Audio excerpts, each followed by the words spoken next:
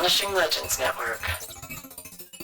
Thanks to our sponsors and Patreon supporters, Astonishing Legends is free to listen to. We appreciate your support of them and us. In the winter of 1977, on the Pembrokeshire coast in southwest Wales, a dairy farmer's wife was standing at her kitchen sink when she noticed a light over the cliffs. It hung above the field nearest the sea, a bright ball with a tail of flame, and it was moving, swaying slowly back and forth like a pendulum. A physical trait we've heard of UAP exhibiting before at Astonishing Legends. To Pauline Coombs, whatever this was looked like it was watching her. That was the start. Over the next year, the Coombs family farm, Ripperston, alone on the cliffs above St. Bride's Bay, became the center of one of the longest-running UFO cases in British history. And the location mattered. Within 20 miles, there was an RAF base, a missile range, Army tank ranges, and, though nobody knew it at the time, a secret U.S. Navy station built to track Soviet submarines. What the Coombs went through wasn't one sighting. It was months of them. Their TVs and cars burned out their wiring again and again. Everything but the copper. An electrician found power still draining from the house with the main shut off. One night, an orange light followed their car down a lane until the engine quit, and they ran the last half-mile home. Then the figures started.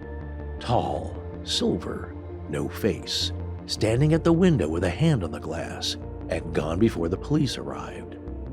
The family dog never recovered from it. He became so unhinged, they eventually had to put him down. And they weren't the only ones. A few miles up the coast, on the 4th of February, 14 children at Broadhaven Primary School saw a silver, domed craft in the field behind the playground. The headmaster separated them and had each one draw it on their own, and the drawings lined up. We had an eyewitness to that, David Davis, on episode 115 of Astonishing Legends back in 2018. After that, sightings were everywhere. The press showed up and started calling the area the Welsh Triangle. A hotel owner, Rosa Granville, reported a saucer and 2 silver figures near her place. Neighbors saw things in their gardens. The sightings ran into the dozens. The strangest part wasn't in the sky. Twice, 2 identical men in dark suits showed up in a big silver car that made no sound on the gravel driveways as they drove up. Their skin looked like wax. They knew the family members by name. They'd appear and disappear, and then get in the car to drive away without passing others who were traveling on the same roads.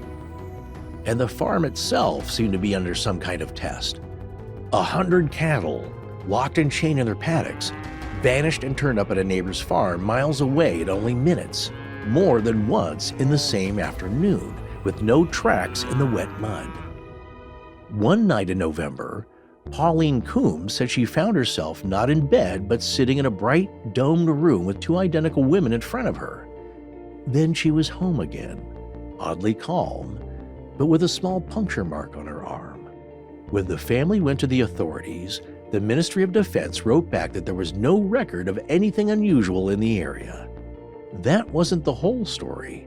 A declassified file definitively shows the MOD had quietly had the RAF police investigate Broadhaven while telling Parliament and the public there was nothing to it.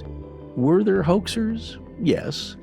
At least one local later admitted to walking around in a homemade silver suit.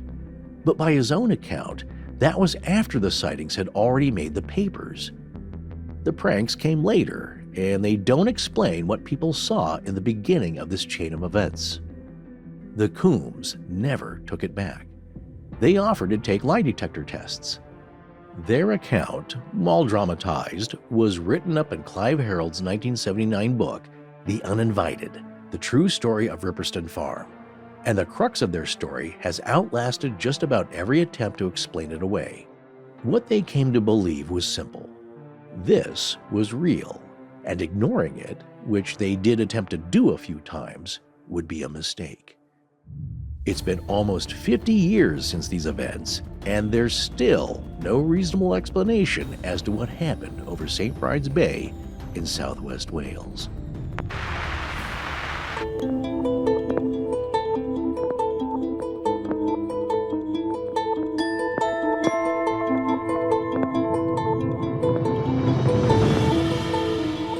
Welcome back to Astonishing Legends. I'm Scott Philbrook, and this is Forrest Burgess. You will find no explanations for the events reconstructed here, for there are none. Clive Harold, author of The Uninvited. Join us tonight for a deep dive with our friend Richard Haddam as we take a look at the extremely strange events at Ripperston Farm in 1977.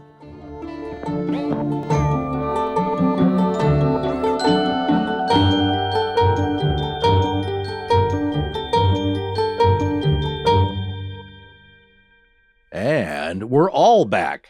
That we are, folks, and it's good to be back with our good friend Richard Haddam. Yes, it's been far too long, and we're way overdue for this type of communion, and so I'm glad we're going to have him back because I don't get to talk to him enough just on a personal fun level, just as a phone call. We're actually having to schedule shows and topics to catch up with Rich at this point. It's not the way it used to be. No, we're so glad we're going to have him back because we owe it to Rich for introducing us to this far-out story, and then having now read the book, finally, it's just so mind-blowing, everything that's going on. And as I say, I think in our discussion, one of the things I love about it is that there's so many different types of phenomenon. Yes, it's a juicy one, and it's one that came to us through the grace of Rich's attention to it. One quick thing before we shift gears, I do want to say we're into our summer schedule, so our main shows are a little lighter for June, July, and August, but the Dead Letter Office will continue weekly. Just pay attention to our feed, and you'll be getting new content just a tiny bit less often in the summer. But we still do 78 new shows a year, so don't send me angry emails. But anyway, so Rich, are you there? Welcome back. I am so glad to be back with you guys. The gang's all back. This is like the old days, back when I was just a guest. Back before I had my own podcast. That's right. Back in those virginal days when I could just drop in on you guys and ruin your show. Now I've got my own show to ruin. Right. With no guests. Well, actually, you've been having more guests on. You started off, it was solo Rich, and then you've been bringing more guest stars on. Well, what I've discovered is that by bringing people on and simply talking to them and recording it, it's a billion times easier than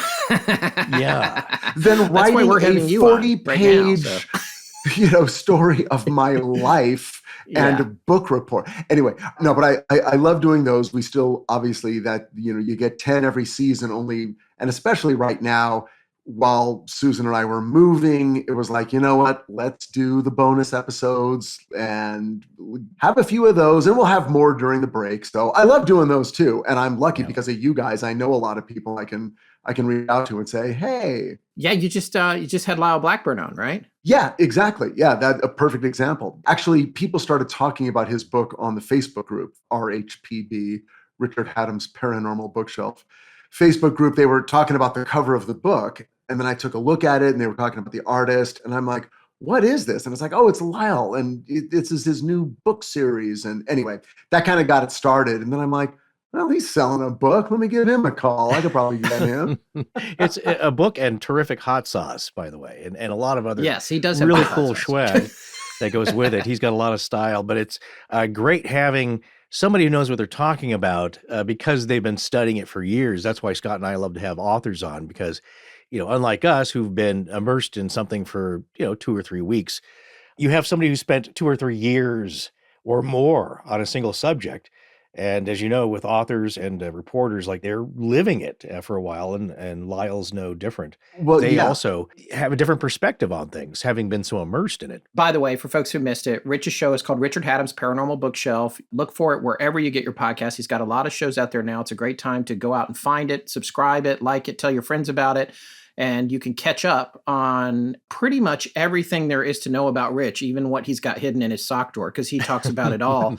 And I wanted to say this one other thing about Lyle. Is what I remember last time he was on our show was that he is so cool and his pictures are so cool that Instagram is routinely flagging his photos, his real photos, as AI. And they're saying, you have to say this is AI because he's like on a horse in the woods. It's like, nope, that's me. I'm on a horse in the woods, so. Well, my favorite thing that I found out about him in this interview is that he's like, when I was a little kid, I saw the legend of Boggy Creek. Had no interest in this stuff until that day. And after that, I was obsessed. My life changed. He was a little kid. Yeah. And he's like, it's all I thought about. Like, there is a monster out there that not only could I see one day, but I could be murdered by because it kills people. And now he's like looking back at that little kid. And now I'm the guy who basically wrote the book on the movie and the Fouke monster, and is routinely turned to by people who want to hear the story of Boggy Creek and want someone who's got an encyclopedic knowledge of it. And he's that guy. And he's like, for me to think back to that day and to imagine I ever would have been that guy is totally crazy. But it's so, I love that story. Well, the question I have in relation to that and connection to tonight's topic is, after having now done a couple of years of your own show, which is putting a different lens on everything, when you first gifted this book to us, and Scott and I we were all commenting that I think I probably mentioned it in the cold open, this is part of a gift basket of just tremendous books that would launch any adolescent kid into a lifelong obsession with learning about all this stuff. This is just one of the books that was in it. And I think Scott and I would vow to eventually, before we retire one day, we will have liked to have gotten through all the books and discuss them with you, because it was just a treasure trove of different generations of flaps and happenings. And when you first read the book, The Uninvited, and now having years passed and a different perspective and doing your own show, has your perspective changed on the content of things that appear in this book and in general, and having talked to so many more people, has that changed at all? Well, I remember when I first read the book being super impressed by it and really absorbed, especially in the way that it's written, which is very sort of docudrama. Yes. Heavy on the drama. And then reading it again now, I wasn't as engaged by that. In fact, I was sort of like, I'm kind of rubbing the wrong way against this sort of, pull up a chair and let me tell you about the Coombs family, Right. But I liked it. And the stuff that happens in the book is so strange, and yet in certain ways, so in line with other UFO paranormal stories that I remember thinking, yeah, it's a pretty good one. The other books, of course, Siren Call of Hungry Ghosts. Yep. Yes. Vertical Plane. Yes. Both life changers for me. Love that. But it was within a year of me meeting you guys. I think it was like Christmas of 2018. And it's that thing that I always get where it's like, Scott and Forrest are my new paranormal friends. And I wish we were on the playground and we'd be trading books back and forth. And I'm just like, I got so excited. And in Susan's between like, beatings. Yes. both at school and at home. Yes, right. Well, that's the idea, I think, is that what you learn from the book, it comes across in every story where there's an event. And I feel really bad for folks that endure this as an individual or just a family or just a couple of friends. You share something so out there and unrelatable to most people and so intimate and so private and terrifying that no one else is really going to get it unless they're part of it too. And that's one of the things that you learn in the book, is that everybody that the book talks about, it's like they all thought this UFO nonsense was all rubbish. And then they come on board because they seen something or experienced it. And then you're part of this club that you didn't intend to. It's a little like the scene. And I love how Spielberg does this without any words, really. Remember when Richard Dreyfuss, he makes his way up to Devil's Tower, and then they're going to shoo everybody away who were mysteriously and individually called to this. And he gets on the Huey helicopter, and he looks around and he sees people who were total strangers of all walks of life and ages. But there's that knowing look of like, too now, don't you? You're part of this. Like, we can't explain it either, but we're all connected. And so that's what came across in the book. And the other thing I was going to ask you, now having spent decades as a world-renowned screenwriter, when you read the book, that's the other thing that comes across, is that it's very narrative. It's got that blend of fiction and nonfiction. And I mean the fiction part of just illustrative storytelling and to get you in the mood, because you realize like what people were thinking in bed at 3 a.m, that kind of stuff. Yeah, right. It's And that still happens. Look, I have a friend who writes for a podcast about Hollywood true crime stories, and she said, well, you have to write a scene between so-and-so and Lana Turner. She goes, I don't know what they were talking about. It's like you have to get the feeling across in between the points of the true crime story that actually happened, the facts. Because people want more than just the laid out bullet points of like the crime blotter aspect of it. So that's what you get with this book. And when you write a movie, I'm sure you got this with the Mothman Prophecies. It's like, well, I'm also trying to tell a story that is definitely tells a story, is the feeling of it, keeping faith to it, but it's its own story as well. So did you feel a little bit about that with this story about Ripperston Farm, and that, yeah, these are the facts as they were relayed to him as a journalist, but his job also was to infuse it with some real feeling and a bit of insight into the emotions of the people, which he may not have known? Here's the tricky part. In the epilogue, he explains how he did the book, that he came across the story, that he found the family and then interviewed them separately and together, for days and days. I mean, tons of interviews where I'm sure the emotion came through, and he was bringing whatever journalistic ability to discern truth from a lie. And then so based on that, if someone is telling you, oh, I didn't sleep for weeks, I would lie in bed and all I could think about was what's happening to my kid, what's happening to my husband. Now, then if you go ahead and write that in a chapter, Pauline, was lying awake in bed all night, all she could think about, that's totally legit. You just have to know when you're beginning the book that that's the story you're getting into, because many books aren't written like that, especially about this topic. They are written from a step back, a more journalistic almost, here's what happened to the Coombs family on Ripperston Farm. And you get a little bit of framing in a short prologue, but it's mostly retroactive afterwards. Frankly, I don't think most people care. That's what I'm coming to realize as an almost 60-year-old person. When it comes to people consuming entertainment, most people not only don't care, they don't know. Some people do. Like there's a sliver of people who are like, wait, is this based on a true story? Wait a second, is this following the facts? And the vast majority of people don't care. They're like, I never even knew there was a guy named Freddie Mercury. I just heard there was a movie called Bohemian Rhapsody and I liked it. And it's good enough for them. And so, we're reading things and we approach things in a way that a lot of people don't. But, hey, that's why we're here, doing the work so you don't have to. So for a very long time, the people around St. Bride's Bay in Wales kept asking one question. Is all of this real, or is somebody pulling a trick on us? What's the catch? Because there's always a catch, isn't there? There is always a catch, which is honestly what we thought too way back when Mint Mobile first sponsored us in 2016. What's the catch? This is too good to be true. It was too good for everybody. But yeah, we were incredulous, back in 2016, a little bit more than we are now. Come on, premium wireless for just $15 a month? I kept waiting for the fine print to bite. No gimmicks, no gotchas. It just didn't. Well, here's what's true, though. Mint took what's wrong with wireless and made it right. And they're still doing it today.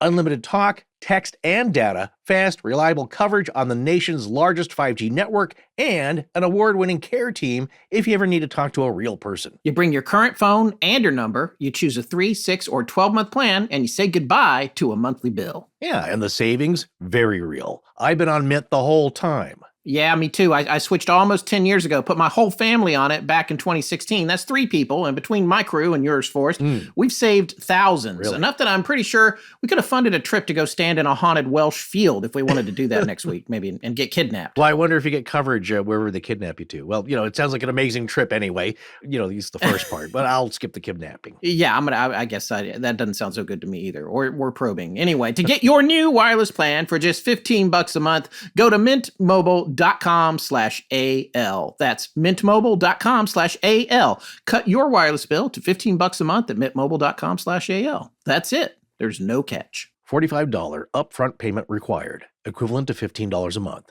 New customers on first 3-month plan only. Speed slower above 40 gigabytes on unlimited plan. Additional taxes, fees, and restrictions apply. See Mint Mobile for details. The other day I was thinking about the first car I ever really wanted. My 1990 Nissan 300ZX twin turbo. Oh, the infamous twin turbo with the twin oil coolers, right? Because it gets so hot. Yes, intercoolers. Yeah, that is a serious piece of machinery, my friend. It is. I love it, and I still have it. Well, of course you do. But you didn't want any other car before that, even as a kid? Not one that I could swing, sure. Yeah, I wanted Lamborghinis and Ferraris and all that stuff. Okay. But this was the first one that I was like, I have a legit shot at this. I can afford a used one. Of course, I did buy it used, but getting it was a whole ordeal. It was a long time ago, but I had to track it down through a special car locator that was connected to the credit union I was in at the time, which was great. Yeah, but it was phone call after phone call, meetings, forms, waiting days to hear back, all just to find, one car. Yeah, right. I know what that's like. And none of that even told you whether you were getting a fair price. You had to rely on that guy's instincts. Exactly. I sure wish I had car gurus back then. Oh, me too. But you know what? That's the whole idea now. Car Gurus puts the tools right in your hands. There's a new search feature called Guru, and you just describe what you want in your own words. Plain English. That's right, plain English. Good gas mileage for road trips, room in the trunk for the whole crew, whatever it is. You just type it in the way you'd actually say it, and Guru shows you real listings that match that. See, that's what I would have loved. No phone tag, no middleman, and once you're actually out there on the lot, there's dealership mode right in the app. It certainly is, because it's basically a cheat sheet right in your pocket. You just compare the car in front of you to similar ones, and then you check the deal rating, the price history, and then you estimate your final cost before you ever sign a thing. So you walk in already knowing what's fair. Exactly. And with more than 4 million listings, they've got the biggest selection out there. So it's easier than ever to find the right car and the right deal. It's no wonder Car Gurus is the #1 most visited car shopping site, according to SimilarWeb's estimated traffic data. So folks, if you're even thinking about buying or selling, buy or sell your next car today with Car Gurus at cargurus.com. Go to cargurus.com to make sure your big deal is the best deal. That's cargurus.com. cargurus.com. Hi, this is Sander Bergwerf from the city of 's-Hertogenbosch. When I'm not practicing the pronunciation of my last name and the name of the city I live in, I'm listening to Astonishing Legends. Now, let's get back to the show. Well, that's a great explanation, Rich. I loved how we get a writer's and especially a screenwriter's perspective on it, because something that having gone to film school and you talk to civilians, quote unquote, they still don't understand that every medium is a different type of writing. If you're a good poet, you write poetry. That doesn't mean you can write a song. That doesn't mean you can write a movie. That doesn't mean, and make it good. So from that perspective of trying to adapt a series of happenings into a book or a movie or some other medium, you have to format it so people are going to want to listen to it or watch it or read it. And then after you get that hurdle crossed, they have to enjoy it. So I understand that there is some license, but you want to remain true to the spirit of it, which is, I think, what the point is. Well, and I think he was obviously compelled by talking to the family. Yeah.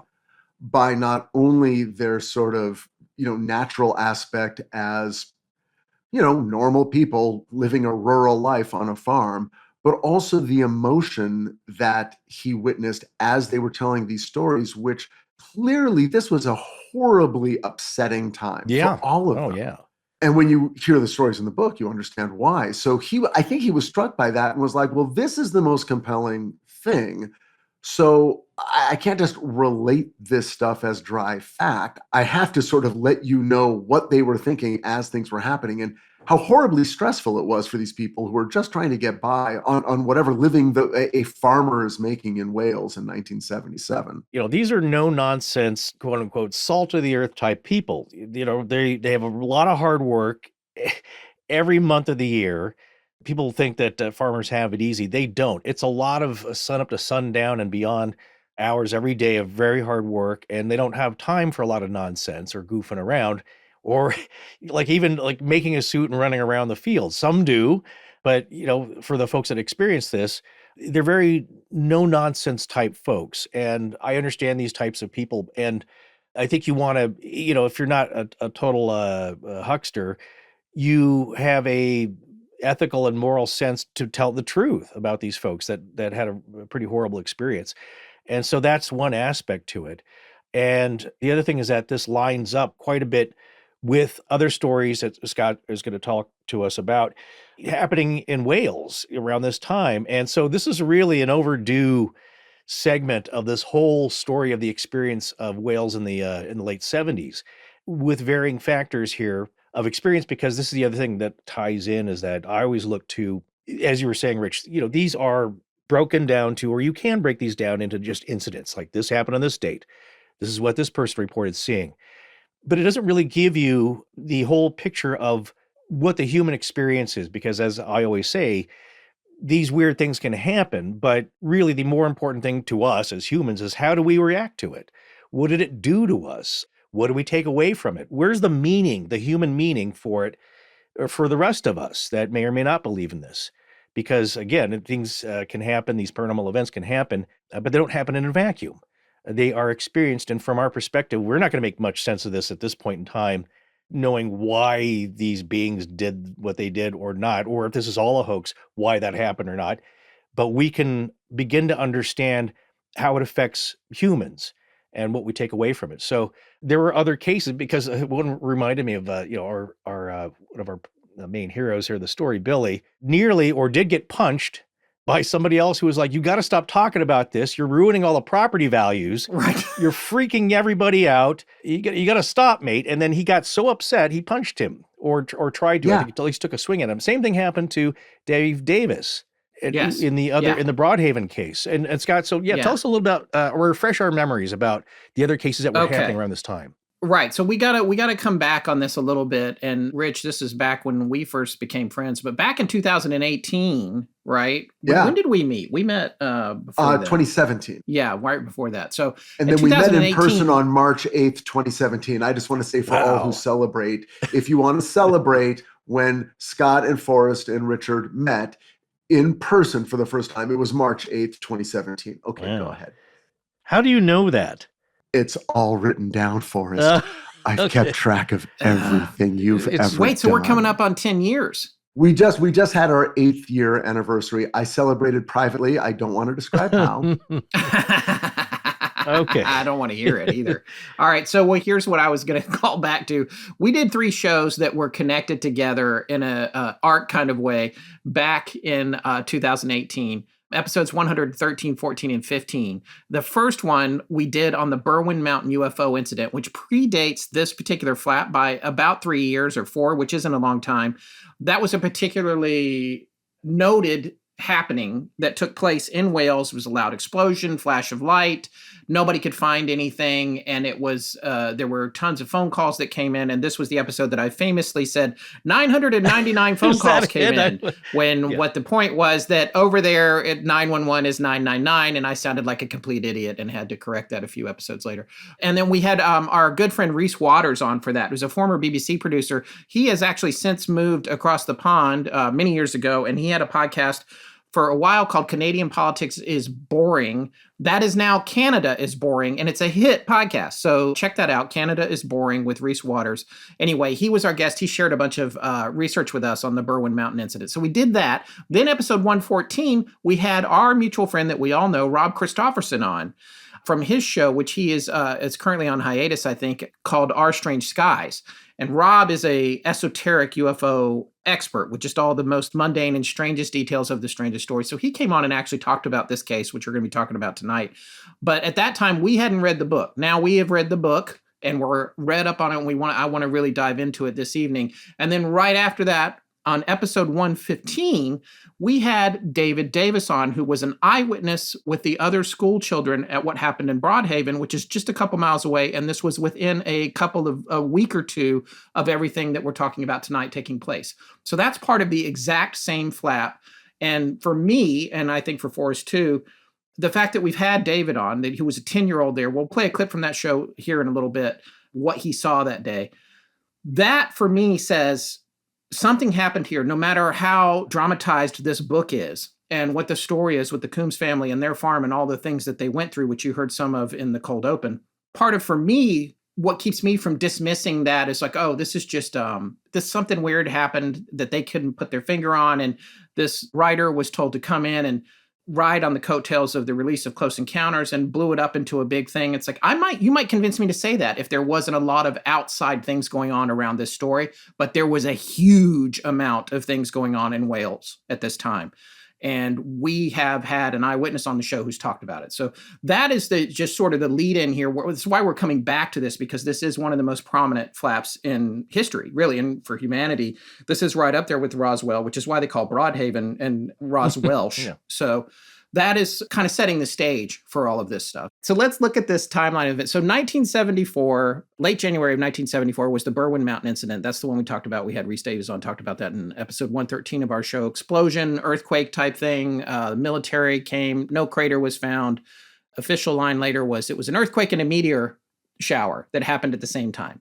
That's how they explain that. In April of 1974, just a few months later, the U.S. Navy commissioned a SOSA submarine tracking station near RAF Brawdy, Brawdy, which is right next to this area that we're talking about tonight. September that same year, the Jet Weapons Unit arrives at RAF Brawdy. That was a tactical weapons unit flying Hawker Hunters. So there's a lot going on in the sky. It's reasonable to think people might see some unusual stuff here because they are literally surrounded by cutting edge technology, both above and below. Yeah, that's the what Pauline was saying, is that they were used to seeing all this military action, and even Billy, right after the big first incident here that you're going to mention, goes out, and it's like they're wondering, it's like, what could have happened that the Royal Air Force, the Navy, and the Army are all together, working together in one incident, on the land and in the water. And what they told him is like, well, there was a bit of a landslide, so we're reconstructing it. And he's like, on the land and underwater? Like, obviously something's right. On. So then in December of 76, 2 years after all that military stuff is getting set up, and also the Berwyn Mountain incident, the DeFed flap begins. And there's a book about this. And this is where people are seeing cigar and saucer-shaped craft, strange lights all across Pembrokeshire. And investigator Randall Jones Pugh had predicted that. He wrote a book about it, which right now is very hard to get. It's not on Kindle. I couldn't find any digital copies of it. It's on Amazon for like $230. I don't know if you have that one, Rich. No, I do not DYFED. It's Welsh, but it's DeFed. So it looks like DieFed. I did find it on Abe Books for like a worn copy for like $30. It's already on its way to me, but I won't get it till next week. But it's very expensive when you first look for it anywhere. So moving on to 1977, January 14th, Pauline's first sighting. That's the swinging light hovering over the field. Billy went and investigated that, found nothing. Late that same month, that's when they had all these electrical problems with the televisions, the cars, the house wiring burning out, lots of problems. They had called an electrician out. And I remember this fact in the book for folks that were interested. The electrician was there, the power was cut off to the house, and the meter was still spinning like crazy. There was nothing supposed to be going in that moment. So I do have some questions about like what's going on there. Late January, early February, their car is actually chased by some kind of orange globe and the car dies. They abandon the car and run the rest of the way home. Then February 4th, Broadhaven school sighting. 14 children see a silver domed cigar-shaped craft in the field behind their school. The headmaster has them draw it separately under exam conditions, and the drawings match. After that, the school story is what takes everything national. The Coombs story was kind of quiet until the school story went global. That was a big deal. Then in the spring, after that, that's when they see the figure on the porch in the farmhouse window with its palm on the glass. They call the police come, they're freaked out, the police come, and it vanishes. And that's another thing that folks need to know. The beings that everyone is seeing in the Coombs family, they flick in and out of existence instantly. When other folks are showing up, or even when they appear and no one's there, no witnesses are there, they appear instantly. So that's another thing to keep in mind. Whatever's happening, these things are either controlling our reality, if you believe in this at all, or they have some kind of cloaking device, or they're existing interdimensionally. And they can choose. Yeah, definitely on that thing, because there are some things that come into our realm. Rich is holding up his pencil mug with our slogan. Yes. Yeah, there's something, that explains a lot. And we're getting, that's much more of a leaned on hypothesis currently is that there is some frequency tuning here coming in and out of our reality, and that they're able to do that at will, but it's not entirely perfect. Like some things Right. kind of come out after the first incident here was seeing the being. There's a massive, like 2 foot long footprint, That's but right. only one footprint, That's nothing right. preceding it, nothing going after it. That's right. Sometimes like Bigfoot sightings, just one Bigfoot footprint. What is going on? Right. So then now in the spring, this is when the neighbor, Julia Morrison, who is, I think, basically on the farm next door, she reported a craft and faceless silver figures walking around her farm, matching exactly what the Coombs described. And I can't remember, but I'm pretty sure they hadn't said to her what they saw. She called and said, I saw this over here, and it matched what had already happened to them. Yes. It's a literary device that happens in the book, and it may very Right. well be reflecting reality. But someone in the Coombs family will have an experience that is described to us, and then subsequently someone will happened to call me. up and go, Pauline, I hope you're sitting down. I need to tell you what just happened to me. And then they Right. relate the exact same story. Yes. Which is horrifying. I mean, it's great. And I'm glad that it is a literary device. So then the question becomes, is that part of the manipulation there? So April 19th now, Rosa Granville, the hotel sighting, that's when she sees a saucer and 2 silver faceless figures near the hotel. And she wrote to her MP in Parliament, like, what is going on here? Now, one thing I will say about this, and this is interesting, in compiling all the research for this episode, it has been reported in lots of places that Rosa's sighting was in January, but it actually was in April. And April is after some people were definitively confessing to, and it's believed were actually doing hoaxes with the silver outfits. And that's a whole nother discussion, but essentially they were wearing asbestos fire suits and going out and freaking people out. And I think one of them stopped after he almost got shot. But that's the thing about Rosa's sighting at the hotel. It could be that they went and spooked her. I think, in fact, they might have confessed to going over there, but that doesn't change what the Coombs saw on their porch much earlier. The 2 men in the silent car. This is when their neighbor Carol and separately Rosa's daughter are approached by 2 identical waxy-skinned men in a silent silver car who ask for Pauline Coombs by name.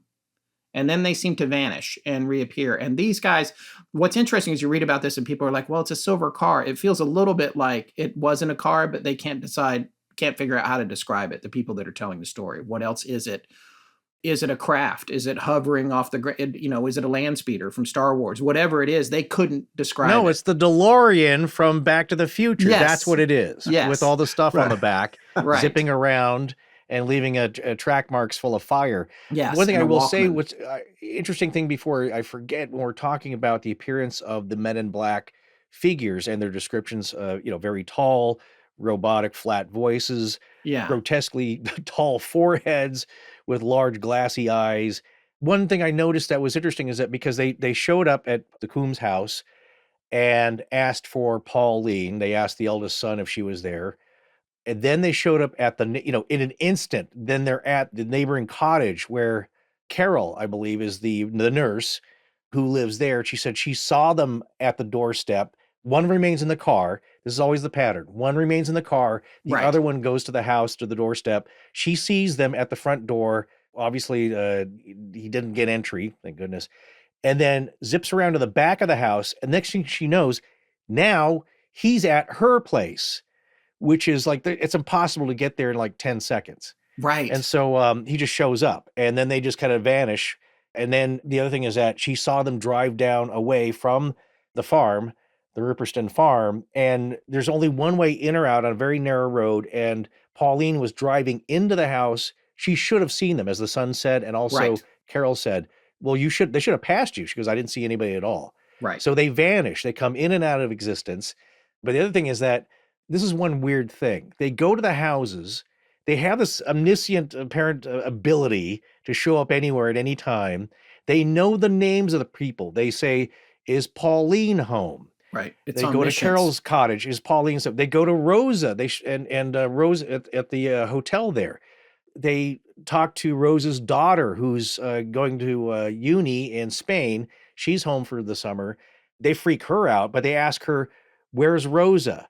So they know your name, who told them that, but they don't know when you're home. That's my thing. It's like they haven't gotten the microchip implanted yet, so they can't track it. It's like, is so-and-so home? Like, you know all this other stuff, but you know our names, but you don't know when they're actually home. Yeah, there's that dissonance of they're hyper advanced with these craft, but then when they have to come all the way down and interact with us, then it's this whole other thing. It's like, oh God, we gotta become physical. And we're going to take the car. Oh my God, am I driving? Or I'm sitting in the car. I'm not going in. You go. I've been to 100 of these houses already. Yeah. It's this whole other thing. Right. And it's like, oh my God, do you have those wigs we need? Is this wig my is sock even wire big enough? is It can't even cover my head. Yeah, we forgot how to eat a steak. I need the waxy. Give me the makeup. Give me the waxy makeup. It's like, this doesn't look good. It doesn't matter. We've got to find Pauline. Just do it. Richard, what was the other case? Was that a Keel case where the Men in Black he was in the restaurant and the waitress said he was really weird looking. He ordered a steak, seemed to like it, but didn't know how to use the utensils. Yeah. Maybe that's where they got their taste. Yeah. I believe he was looking at my son. Why didn't you train him how to use cutlery? The point being is that, they only there's some things they obviously don't care about. It's like the Terry Lovelace story. It's like, and the Betty and Barney Hill story. It's just like, all right, we did our little poking and prodding and with the needles and whatnot and the hypnotic lights. Now it's time to put the clothes back on. Just do your best. We got to get out of here. Come on, just put the dress on. I don't care if it's backwards or forwards. I don't care if Terry's socks are on sideways and the boots are loose. Just get them on. We got to get out of here. Do the socks go on the top legs or the bottom legs? It doesn't matter. I can never remember. I'm sure the guy, the chief is like, look, just get them on the feet. Come on, man. We got to get out of here. But being seriously, it's like they get so far. It's like they have infinite knowledge almost, and there's some parts it's like it's not important. It's like, look, it's just. It doesn't matter to them because we did our thing. We needed to. It's incredibly scary, though. I mean, hearing that and just hearing how bad they are and how uncanny valley their appearance is. Yeah, they don't get it right. Is so disturbing. Is the purpose like maybe they didn't care that Pauline was home or Rosa Granville, the wife of the one of the owners of the hotel there. It was just that they made an appearance to freak people out. Who knows? But the idea was that's one thing Pauline said, I wish you would have talked to him because I want to know what they were asking.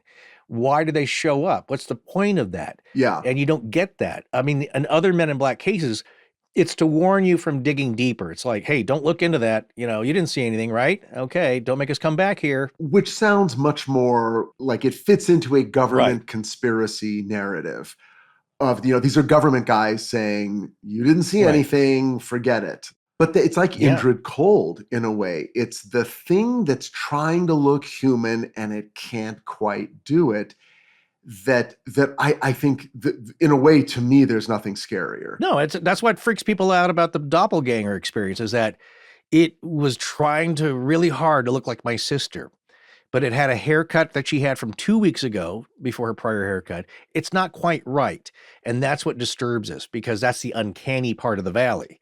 Is that it's not, you're off. It's just, and it gets into, we're in Joshua Cutchin territory because it gets into fairy lore where the stories of the changeling, where it's the child that looks just like your child that went into the woods and has now come back out, but there's something different about their behavior, their moods, their personality, maybe some slight physical difference, and it's just the fact that it's a little bit off. Yeah, so it's very strange. I found that to be one of the most interesting, intriguing, and disturbing, probably in a way the most disturbing thing. And that's why that case is so prominent, much like the case with the school kids in Zimbabwe, which is a different story. But it's interesting to me when these things show themselves to school kids, and especially when they're all corroborating each other's events. So that for me is like, okay, this is more than just a little bit of a freak thing, like Kelly Hopkinsville stands on its own. It's like, that's just this, there's a lot of strange things going on there, but there wasn't a lot of other reports in the same area or in the same time. But in this case, there were. Yeah, and it wasn't just them. It was their friend Rosa living across the bay who had experiences. It was that woman Carol who lived, I guess, in a cottage on their property.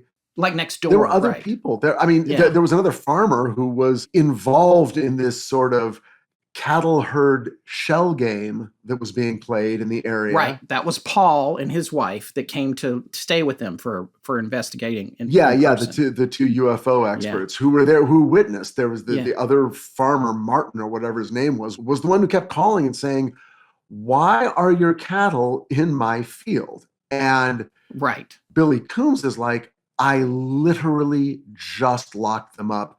Like, I heard the phone ringing and turned away from the cattle to hear you complain about the fact that the cattle are in you.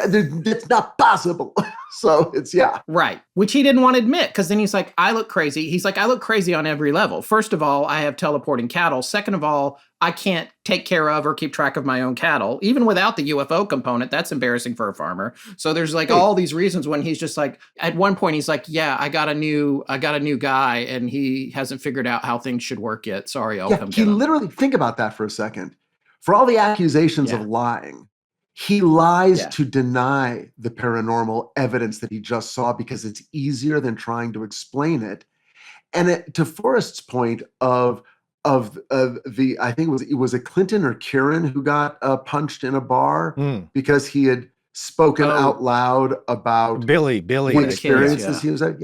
Yeah. Oh, that's the dad. Billy was the dad. Yeah. Well, but I will say this: when people are getting physically attacked and beaten for saying they had a supernatural experience, my question is, how many people in that area had equal or even greater experiences and never said a word? Oh, yeah. Because why would you? Right. And that gets to a thing too. And I don't know. I mean, I'm sure a lot of our listeners, probably most of them, live in smaller communities. There's listeners in big cities too. We've all done different parts of that kind of life. But, and this is something I mentioned on the main show a long time ago, but I had a family friend, very dear friend of the family. Her and her husband and kids, they bought some land up in the mountains in North Carolina. The problem was formerly it had been, I think, an apple orchard or some kind of orchard, and it turned out that the ground was horrifically polluted. Like the groundwater was bad, like the houses were essentially valueless. And word got out about that, and they had just moved to town, but it was still enough that when they would go into town, people would be laughing at them for having bought in this land. They'd be at the grocery store and stuff like that. We just think about how brutal like locals can be. And these are established members of this community, but it's like you said, Forrest, earlier, it's affecting the property value. There's all these kinds of things that, and maybe it's good if you have a hotel or you want tourists to come. It's bad if you want your farm to have any value in the future or for your kids. Right. I mean, here's the way to look at it. I think if you have a hotel, and it's funny because one of the things that first jumped out at me in the earlier chapters of the book is that, like, wait, I know Rosa. I remember reading about her strictly from the newspaper articles that came with the Broadhaven incident, because she commented and she ended up in the papers. Like, that's a very satisfying connection when you go to read that. It's like, oh, I know this person, right? But totally independent of anything else because of another incident that happened. And she was very vocal. Remember, she was the woman originally from Spain. So she's a Spaniard. And as they say in the book, that kind of feisty temper of hers, it's like, no, this is really happening. The government needs to do something because it looks like we're under threat here. It's your responsibility to protect us or at least give us answers. You need to do something. Right. And she was very vocal about it, but no less affected and freaked out. But she was the one who reported the papers because, and people say like, well, you're just doing that to increase your stay at the hotel and get visitors in. Well, some that are weirdos like us that like this kind of thing, we might stay there. But I would say the majority of people like, what? That's going on? This lady's reporting it? I'm not going there. Yeah. And so you could say, there's a half and half thing. It's like, yeah, you report a hotel to be haunted, you're going to get ghost hunter types and people that are into that. But most other folks are going to stay away, which is generally why hotel management does not want you to talk about rooms or hotels being haunted, because it has a negative effect. I totally agree. That is a very recent thing. The sort of legend tripping, I want to go and stay in the haunted hotel. That was not something, even when I, was writing Mothman back in the 90s, that was not a thing really. I think with the rise of the internet and people sort of talking about their own local legends, it's become sort of a niche area of travel. But I really question the theory that in 1977, someone thought, if I say I'm seeing a bunch of disturbing lights flying around in the sky above my hotel, I'm going to get a lot more people staying. You're going to scare off more people than you're going to get. Yeah, that's true. Maybe it works in your favor now. Maybe it didn't then. I mean, and then of course it's like, oh, the people are crazy. None of this happened, but these people that are there are crazy. Want to avoid them. Well, one thing I found interesting as well is that you had the children, the principal asked them to do the drawing. Same thing with the aerial school and how they were all similar. It's like, oh, children make up stuff. But when there's a consensus of the drawings, like with Dave Davis, I think there's something there, even with active childhood imaginations. In connection to that, you do wonder, did anybody take a darn photo of anything? Right. It's funny. I just had posted something about, this happened last week, I believe, over Memorial Day weekend when a group of teenagers said they were stalked or mildly harassed by multiple Bigfoots, multiple Sasquatches. This would be in Parma, Idaho, southern Idaho. And they had a lot of encounters that they relayed. And one of our dear listeners here, I think Joe Kyle on X, said, for what this is worth, group of teenagers and not one got a picture on their phone, which is a very valid comment on that. Correct me if I'm wrong, Scott. Did anybody take a photo of the Ripperston Farm incident? Did anybody get any kind of photography? I haven't seen any pictures. They're not mentioned in the book. Rich, have you seen anything to that effect? Because I didn't see. No. Yeah. I've never seen any picture reflecting the phenomenon. Yeah. Here's the thing. It's a circular argument anyway, because first of all, the reality is, and on the Lyle Blackburn episode you were referring to that I just dropped, we were having the same conversation. I have not, and I haven't heard that one yet. I'm sorry, but I am going to listen to it. So it's exceedingly difficult to take a picture of anything in nature. If I told you you've got all day tomorrow to go take a picture of a bird in flight in your neighborhood, I would be stunned if you got a picture that was identifiable as a bird. Right. Take a picture of an airplane. Take a picture of an air. I mean, I live in LA. There's airplanes and helicopters going all the time. Yeah. In 1977, people obviously weren't walking around with cameras all the time. But the other problem now is with the cameras that we have, their use is to get a good picture of you and your friends in a restaurant at night. That's right, yes. And they've been improved to the point where they're photographing not what is actually in. If you try to take a picture of the full moon, it's impossible because the iPhone is balancing for other That's right. light. It looks like daylight. It looks like daylight. Exactly. Yeah. So anything you're getting on an iPhone isn't going to look right. Add to the fact that there's a million apps that can, make it look like you took an eerie photo of a UFO. Right. Photographic evidence these days means very, very little. And in the old days, people weren't walking around with cameras, and there has never been a bit of physical evidence of any sort that hasn't been argued into the ground for whatever reason, good or bad, by anyone who comes from that point of view. So again, this notion that, well, we're all walking around with cameras in our pockets, how come we don't have pictures of the UFOs, is an argument that just doesn't hold water anymore. No, and it doesn't matter. That's kind of my point too, is that how come nobody has any photos? Like, well, we do. There's a million of them on the internet. Certainly a lot of folks don't. And back then, it doesn't matter how good they are. Look at the Calvin photo and how relatively clear that is with a jet in the background for reference even. And I have it framed. He's got a framed copy. Of it framed about 15 feet from me right now that I got from James Fox. So my dad was a photographer and videographer and cinematographer. And so I was trained to operate all manner of cameras. And I'm pretty good, and I'm good on the quick draw, even though you think it's pretty quick to snap a thing before it totally vanishes. And then often when you look at it, it looks like nothing. Certainly nothing that you would argue for. And in my case, the second point of this, getting back to what Joe Kyle said, I think maybe what's going on as well in a lot of these cases, and perhaps what was happening with the group of teenagers from Parma, Idaho, is that there's a bit of paranormal apathy happening, or shock to the sense that it doesn't even occur to you in the moment until afterwards. There's something that happens when you're so stunned like that it doesn't occur to you in the moment because you're in a relatively mild state of shock or a great state of shock.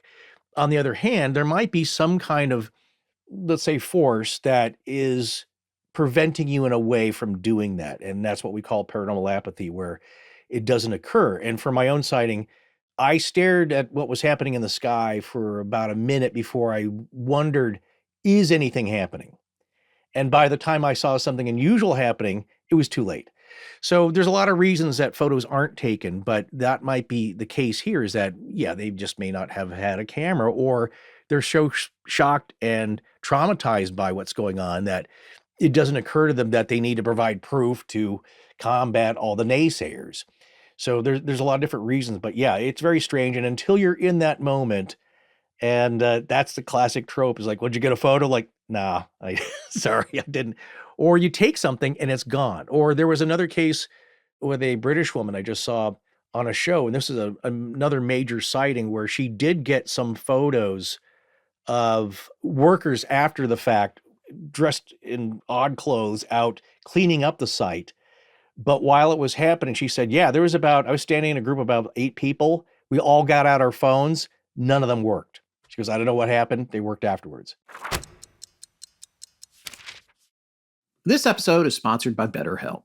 And the theme they sent this month got me thinking. It's about how to thrive in the summer instead of just surviving it. Yeah, right, which is a real distinction. For some, summer's the best stretch of the year. The kids are out of school, travel picks up, there's room to breathe.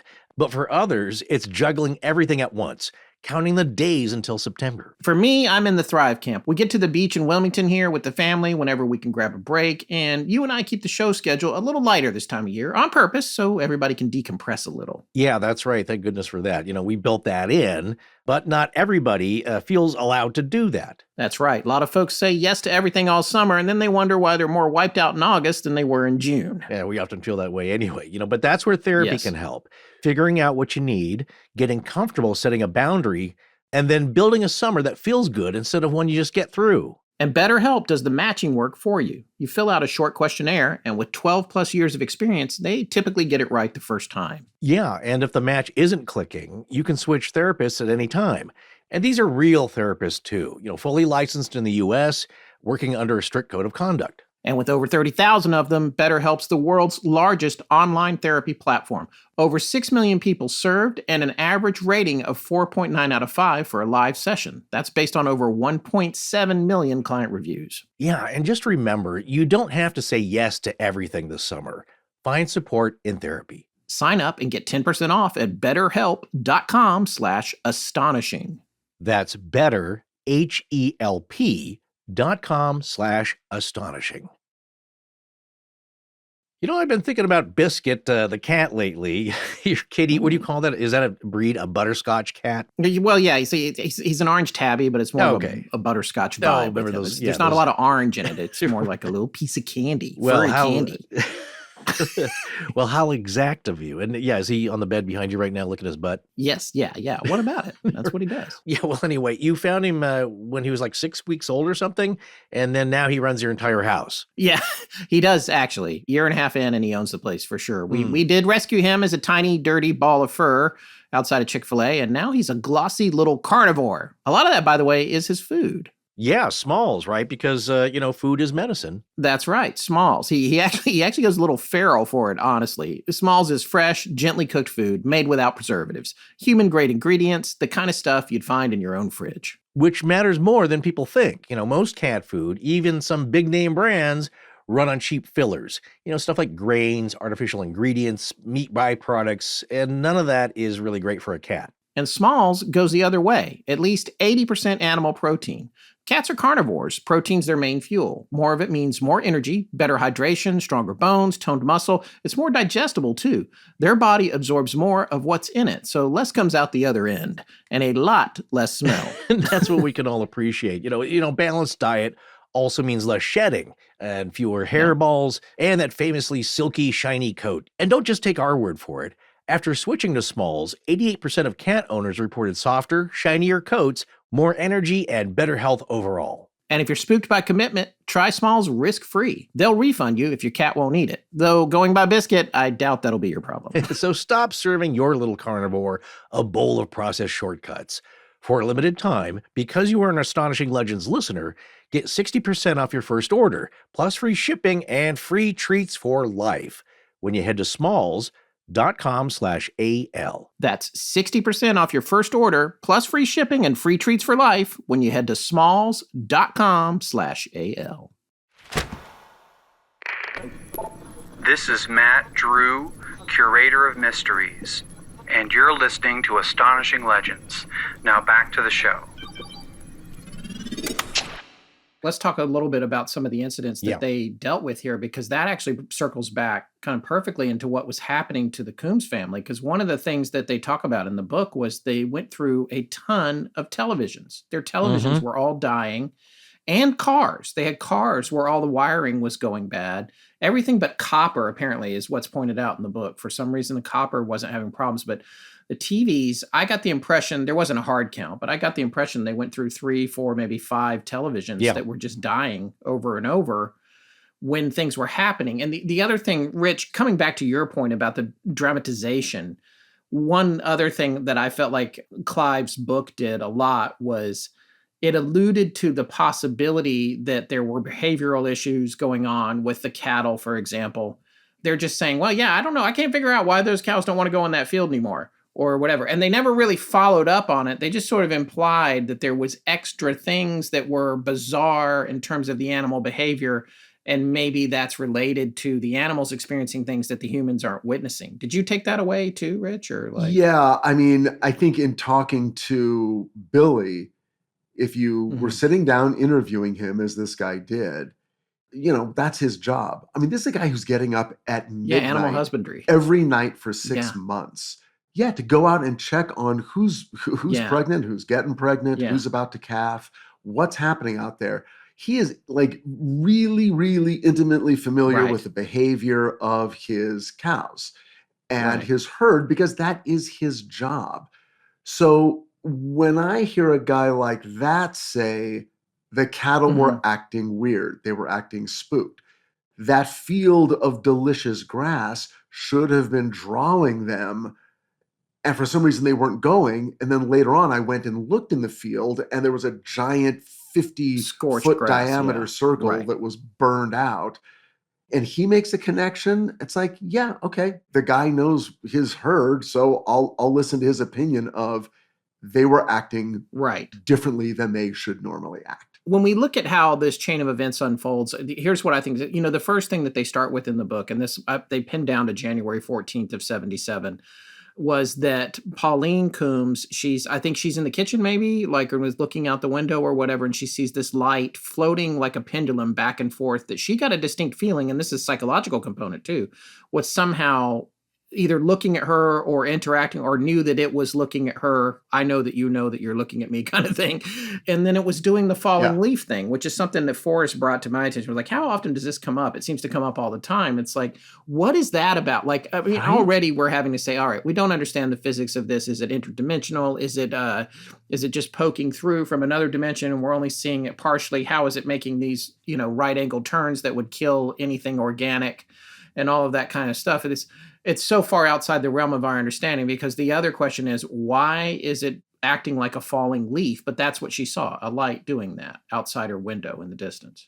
Happens all the time. That is almost the number one sort of weird observation people make, is that falling leaf motion. And look, if there's something in the natural world that does that everyone is mistaking, let me know. But it doesn't even make sense to me aeronautically. I don't even know why a UFO would be doing that, but apparently it does. And the only thing I've ever thought about, and somehow it connects for me, is the old, when you're hypnotizing someone in an old movie and you're waving the watch in front of them. Yes. Yeah.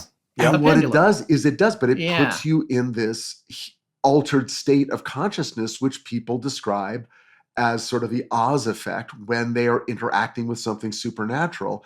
And this connects with the fact that maybe people aren't going for their phones and people aren't calling to other people, hey, come over here, look at this.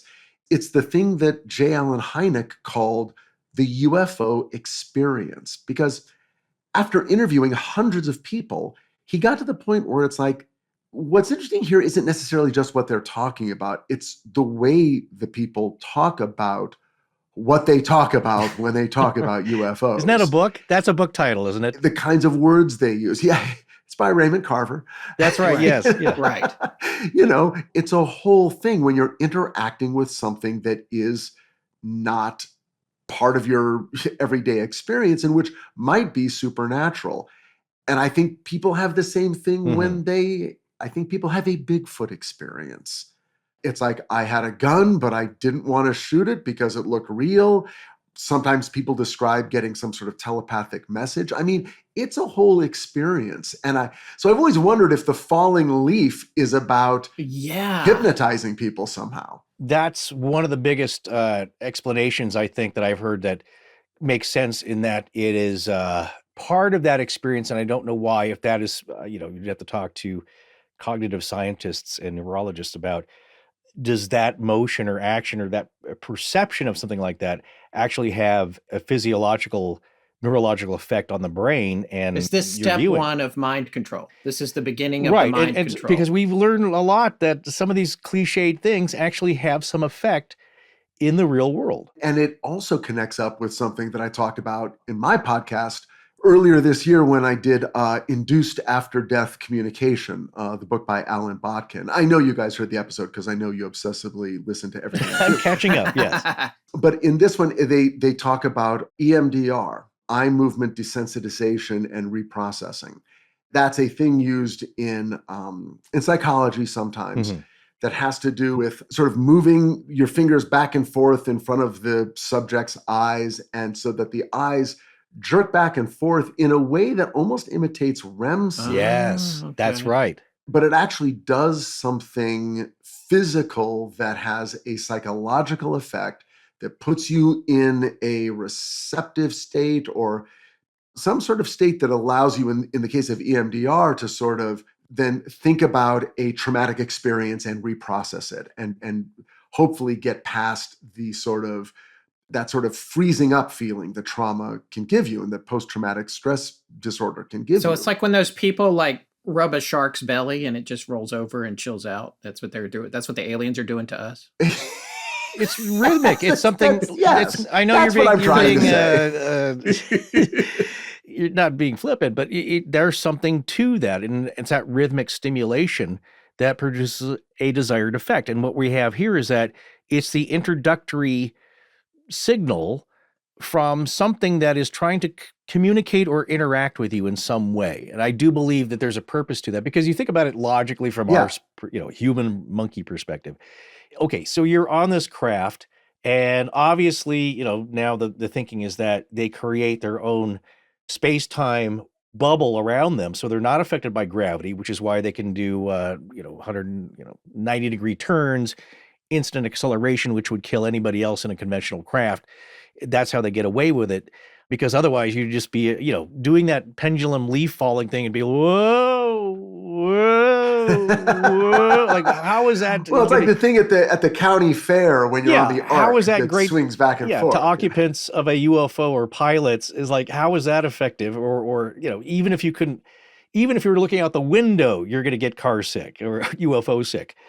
And it's like, does that make any sense? Why do they do that? That's not generally part of what you would say logical propulsion movement, but why does that happen? Because it is the same thing as another technique is to use a piano metronome, which has the ticking also, which is rhythmic, and that's an auditory kind of thing that puts you to sleep. And I was just looking this up, and it's saying all of this is referred to as a focusing prop. So it's less about like what it's doing.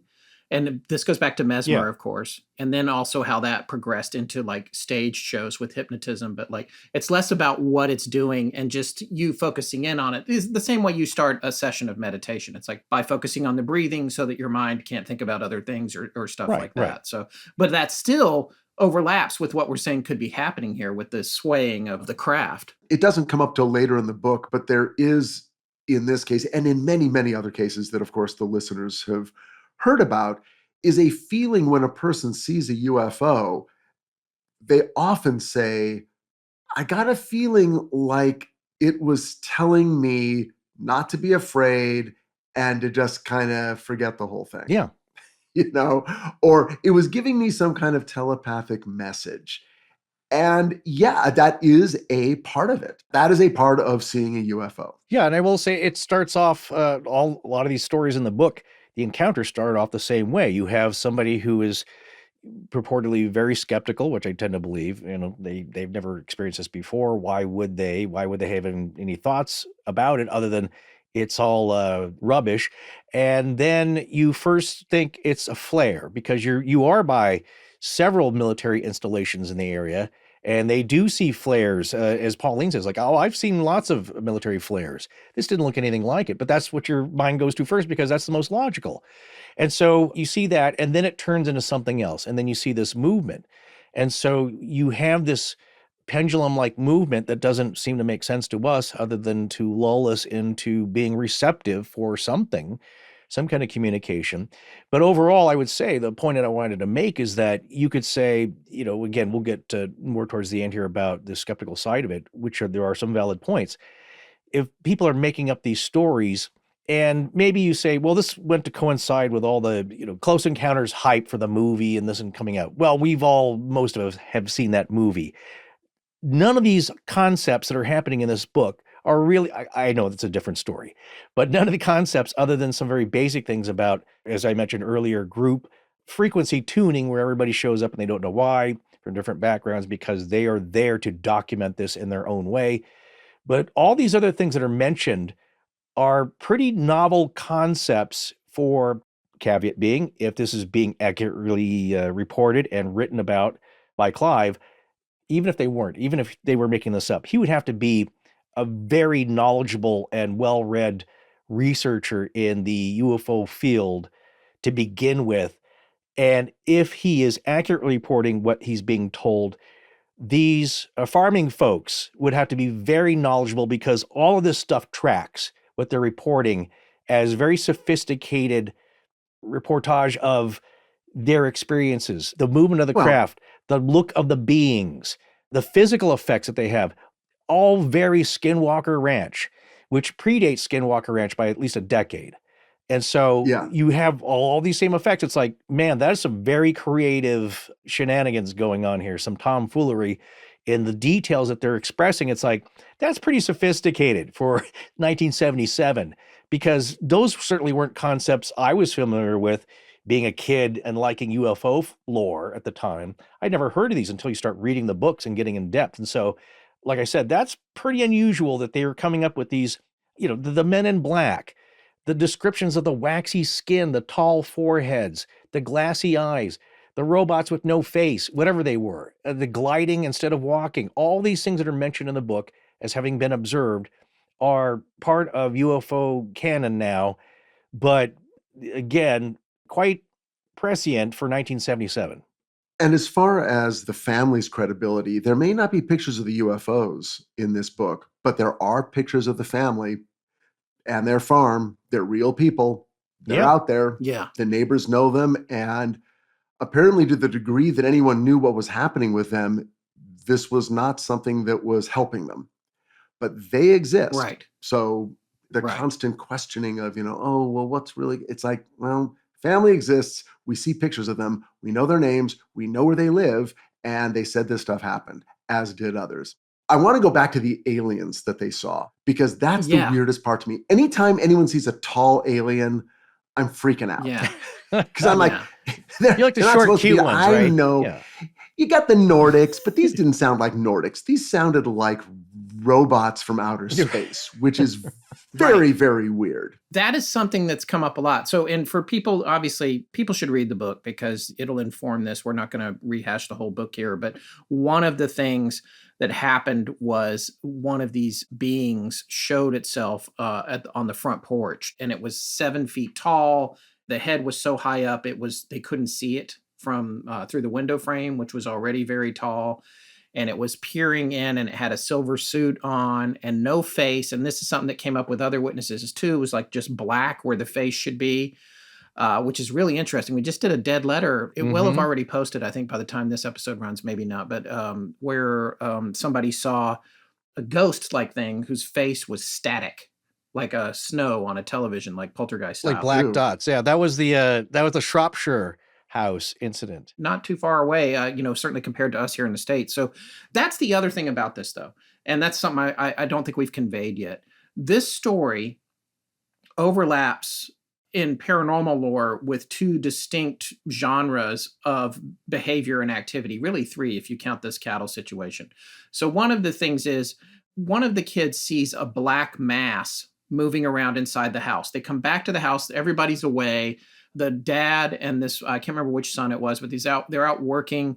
He comes back to the house and won't go inside. Dad comes up, Billy, and is like, what's the matter? And he's like, there's something in there. I saw it moving all around, a black, maybe vaguely humanoid shape moving around inside the house, which was locked and no one should have been in there. That's like a haunting. That's a spooky sort of haunting type of situation. And then there are other things that start to feel poltergeisty and ghost-like. And that's in addition to the family seeing the UFOs. And then, by the way, also people all over the area are seeing UFOs and strange things are happening.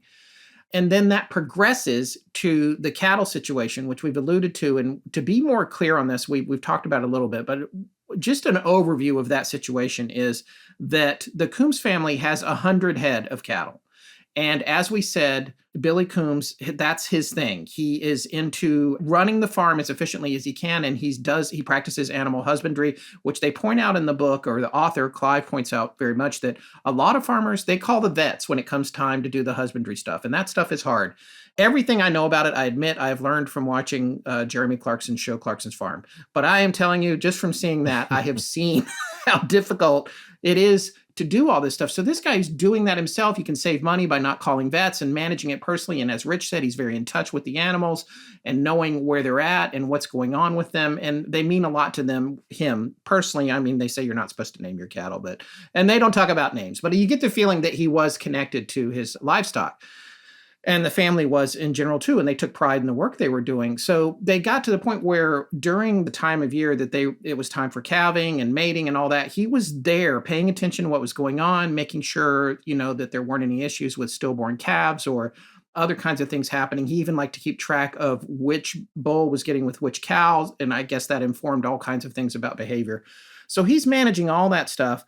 And then he's getting to the point, and this was after, correct me if I'm wrong, Rich, and I don't always quote me on this or you, Forrest. I'm pretty sure there was a lull in activity. Like all these things happened, and then they had a couple months where not much was going on. Yeah. And that was the other thing that I did like, and I thought Clive put through in the book, he put this forward in a very clear way, was that they were so focused on running the farm and getting back to it that whenever the thing started to die down, they were very interested in, okay, it's over. Whatever it was, we don't know. It's over. Let's get back to our lives. This is all we got. We got our farm here, and this is what we need to do. And I believe there was a couple of months after seeing the UFO, seeing this giant 7-foot silver creature or being on the porch, experiencing other things in the home, that's when the first thing happened with the cattle. And I think I even texted you, Rich, because I was like, oh my God, I'm on page 81. And this, the cattle, an entire herd of cattle has vanished. And I was like, oh, wait, where do we know this from? We know this from the Skinwalker Ranch story, the original one, the first book about Skinwalker Ranch. There was all kinds of strange stuff that went on with the cattle out there. There's a lot of cattle stuff, There was no cattle mutilations, as far as I know, in this story.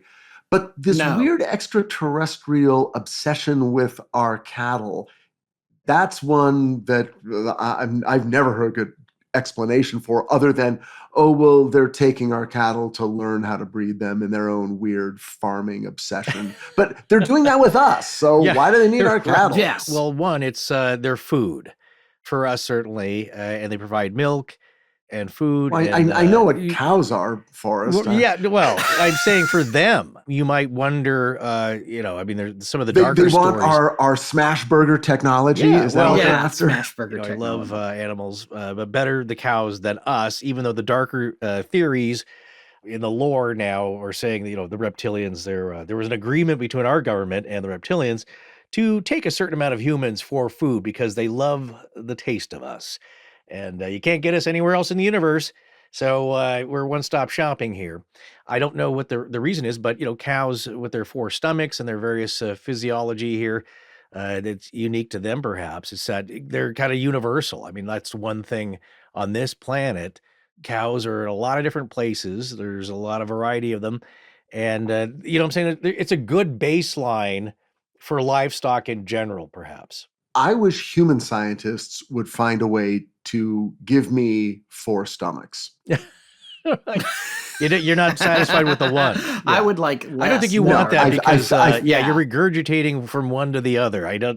Dinner parties would be a whole lot messier and different and unpleasant. At NC State University, when I was a kid, they had cows that had windows in their sides. Then you could go out to the field there and look in the windows. Well, to Rich's point here, what we're seeing with this flap, and we're going to get into the details of what happened and when, is that this is why I like this book and this case, because it is the kitchen sink, like Skinwalker, like all these things. Right.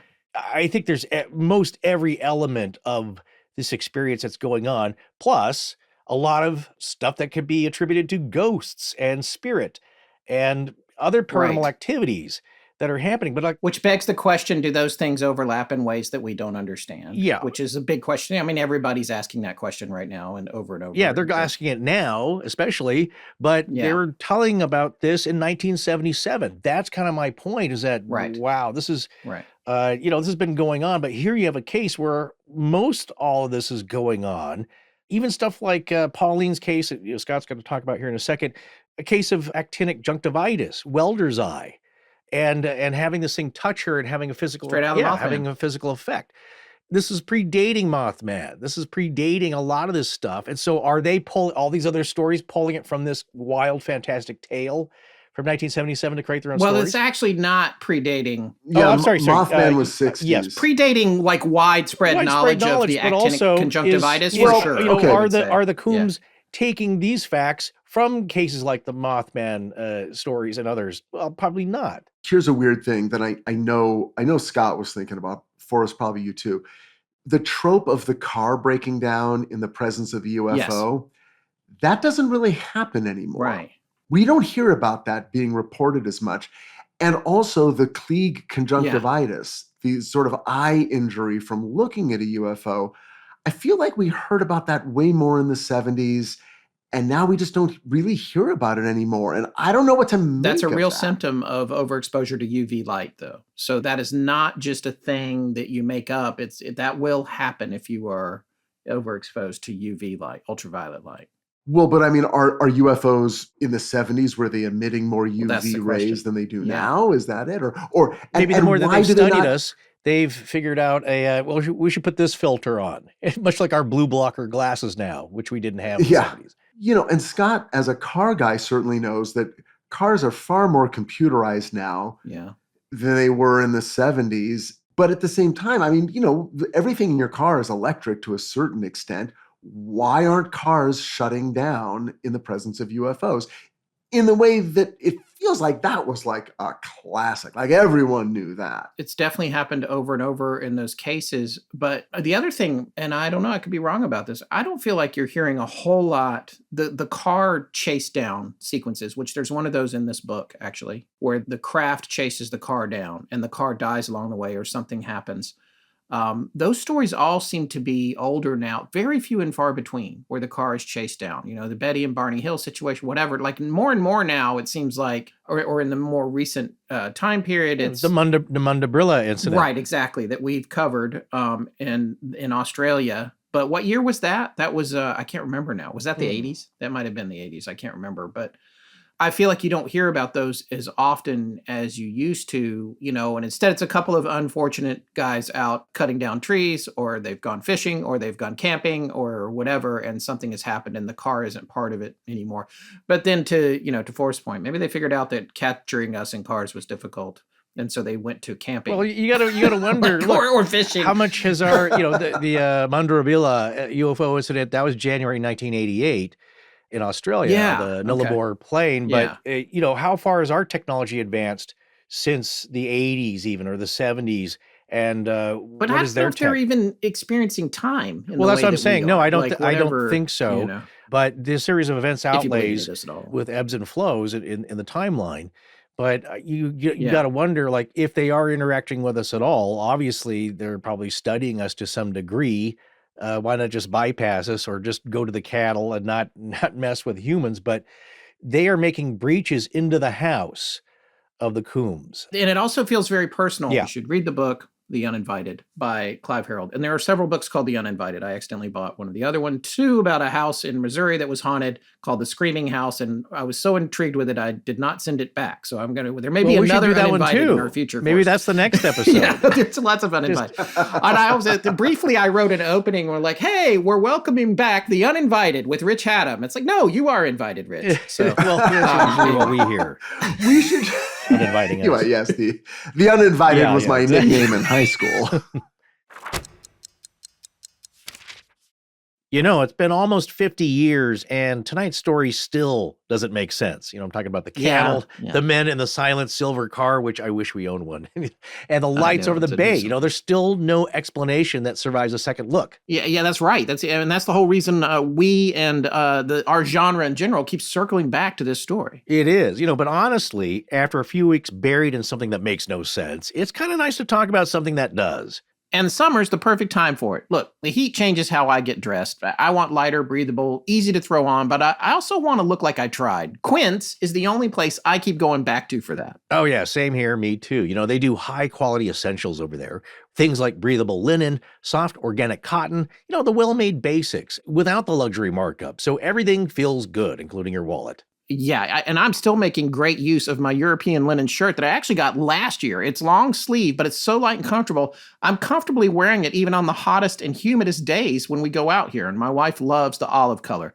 It's a great way to dress up for a nice meal without being too hot in the summer.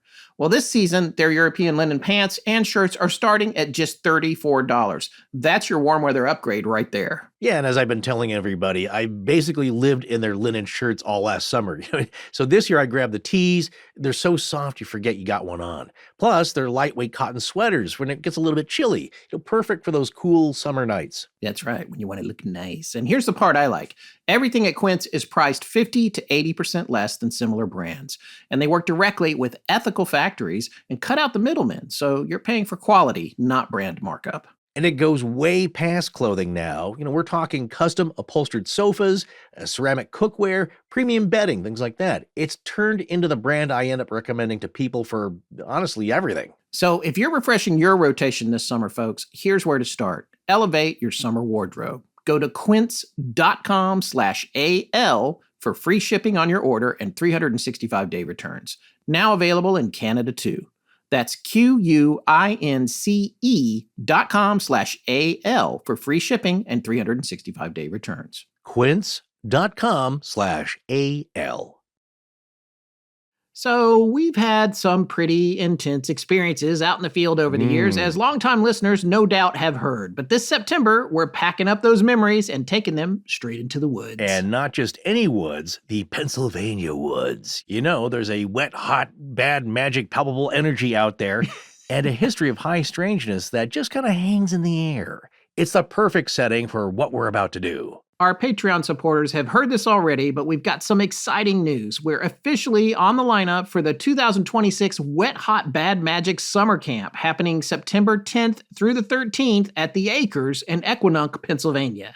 Yes, we were graciously invited by the powerhouse duo of Dan and Lindsay Cummins and their incredible crew from Time Suck and Scared to Death to their third year of this awesome summer camp. It'll be a gathering of space lizards, Roberts, Annabelles, and now you, our listeners. A totally judgment-free zone to just let your freak flag fly. But we aren't just going to hang out, do archery, and watch the Ninja Warrior course. I wonder if you can combine the archery with the Ninja Warrior course. What do you mean, like that event where you shoot arrows while attempting to conquer obstacles? I'm not sure that exists. Well, if it did, I feel like I'd be good at it. Yeah, didn't you tweak your knee going up the stairs to your studio the other day? You know, not everything I tell you before we press record is for the world to hear, but yes, I did. Okay, that's what I thought. Well, I'm sure you'll be better by then. You know, they're going to have a ton of great stuff going on at Wet Hot Bad Magic Summer Camp 2026. In addition to that stuff, there's also going to be speed friending. Ooh, nice. That's what I used to call riding the subway in New York. But the main thing we will be there to do is a live show. Right. We're going deep into the dusty boxes of evidence in the basement of Blanket Fortiana for this one, digging down on our own past field work. Yep, and we're going to be talking about some of our most chilling personal experiences. The visceral off-mic moments from our time at the Sally House, take a shot, or the various lockdowns I've attended, like those long, dark hours inside Waverly Hills Auditorium. The evidence we gathered and the feelings that stuck with us.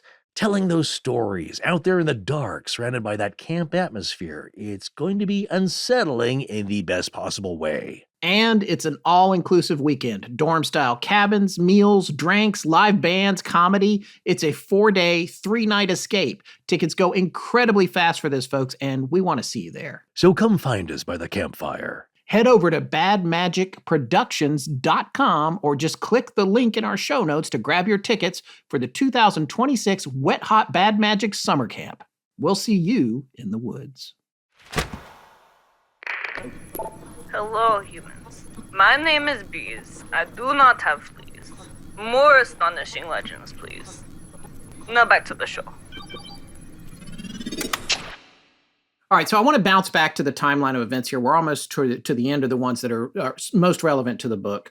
One that goes back into the haunting category that I actually forgot about earlier when we were talking about the ghost part of this, like the black figure inside the house, was the fact that small items were going missing in the house. Cigarettes, money, other household items were just like disappearing. It's classic poltergeist stuff. Then, because Forrest, you were talking about the kitchen sink. This is when we get into Resurrection Mary territory, Lady in White situation. All the tropes. Yeah. On September 10th, the son, Kieran, we were trying to debate how to say his name. But Kieran. I think it's Kieran. I think it's like Kieran. Okay. He's driving a tractor on the farm, and what happens is Billy is coming back, and he sees Kieran off the tractor, and he's like, why isn't he working? Why isn't he on the tractor? He loves the tractor. He never gets it. Usually I can't get him off of it, but he's off of it and he's freaked out. And Billy goes up to his son and it's like, what's the matter?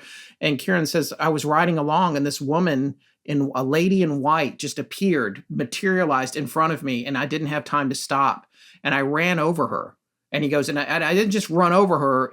There was a bump. He felt it. Like the tractor felt it. Yes, he felt himself driving over a body. Then he stops, he gets out. There's nothing there.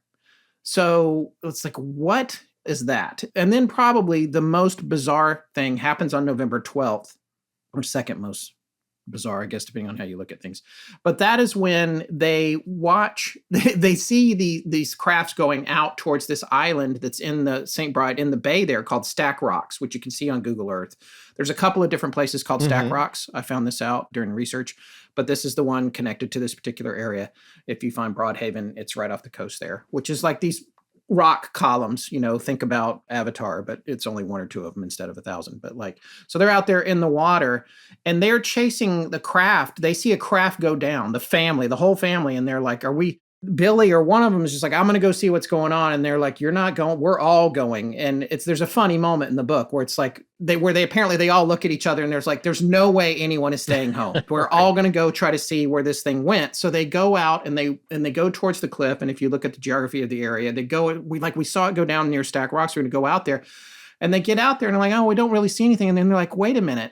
And they're looking at it. And this is offshore and it's far enough away that they can't make out any detail, but they see these white humanoid figures basically floating around off the surface of this, essentially what is a skyscraper of rock, what looks like a natural formation. Now, the way Clive presents it in the book, he's like, this island's really weird. The water's always calm around it, even when it's churning everywhere else. And so like kind of painting a stage like maybe it's not really an island or whatever, or it has some kind of spiritual thing to it. But either way, what they witness is two little figures going up and down and then going in and out of some kind of portal type doorway that's black inside, which again takes me right back to Skinwalker Ranch and the tube that the hairy thing crawled out of. So it's like, what is happening? And is that a bait? And by the way, that's still there. So we need to get out there and go knock on the door, I guess. But like Stack Rocks is not going anywhere, which then begs the question is like, why don't you just put a portal anywhere? And like, why is it out here and offshore?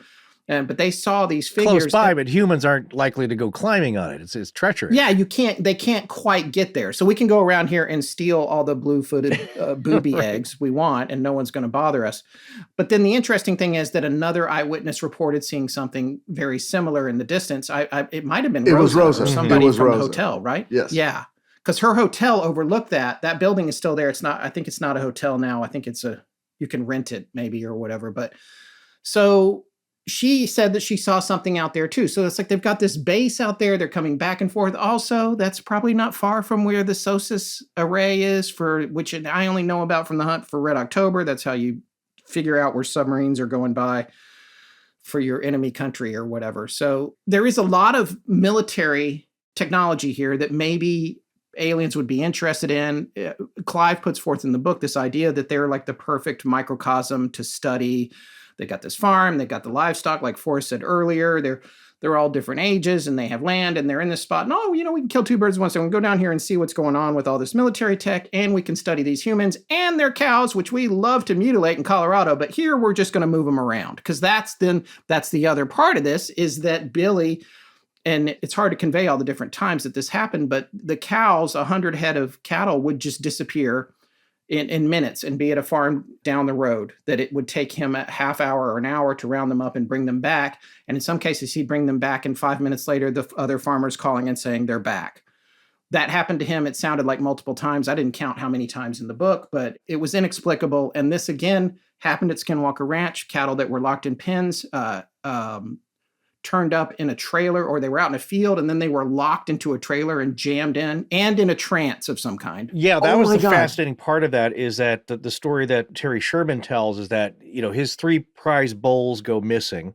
Can't find them anywhere. Right. They were just there. They just saw them. Now they're missing. And he looked everywhere. And the last place he looked, they might be in that old cattle carrier, but that hasn't been used for years. In fact, the handle is rusted, wired shut. Here's the thing, the little detail, baling wire, and it's full of cobwebs. So nobody just rewired it.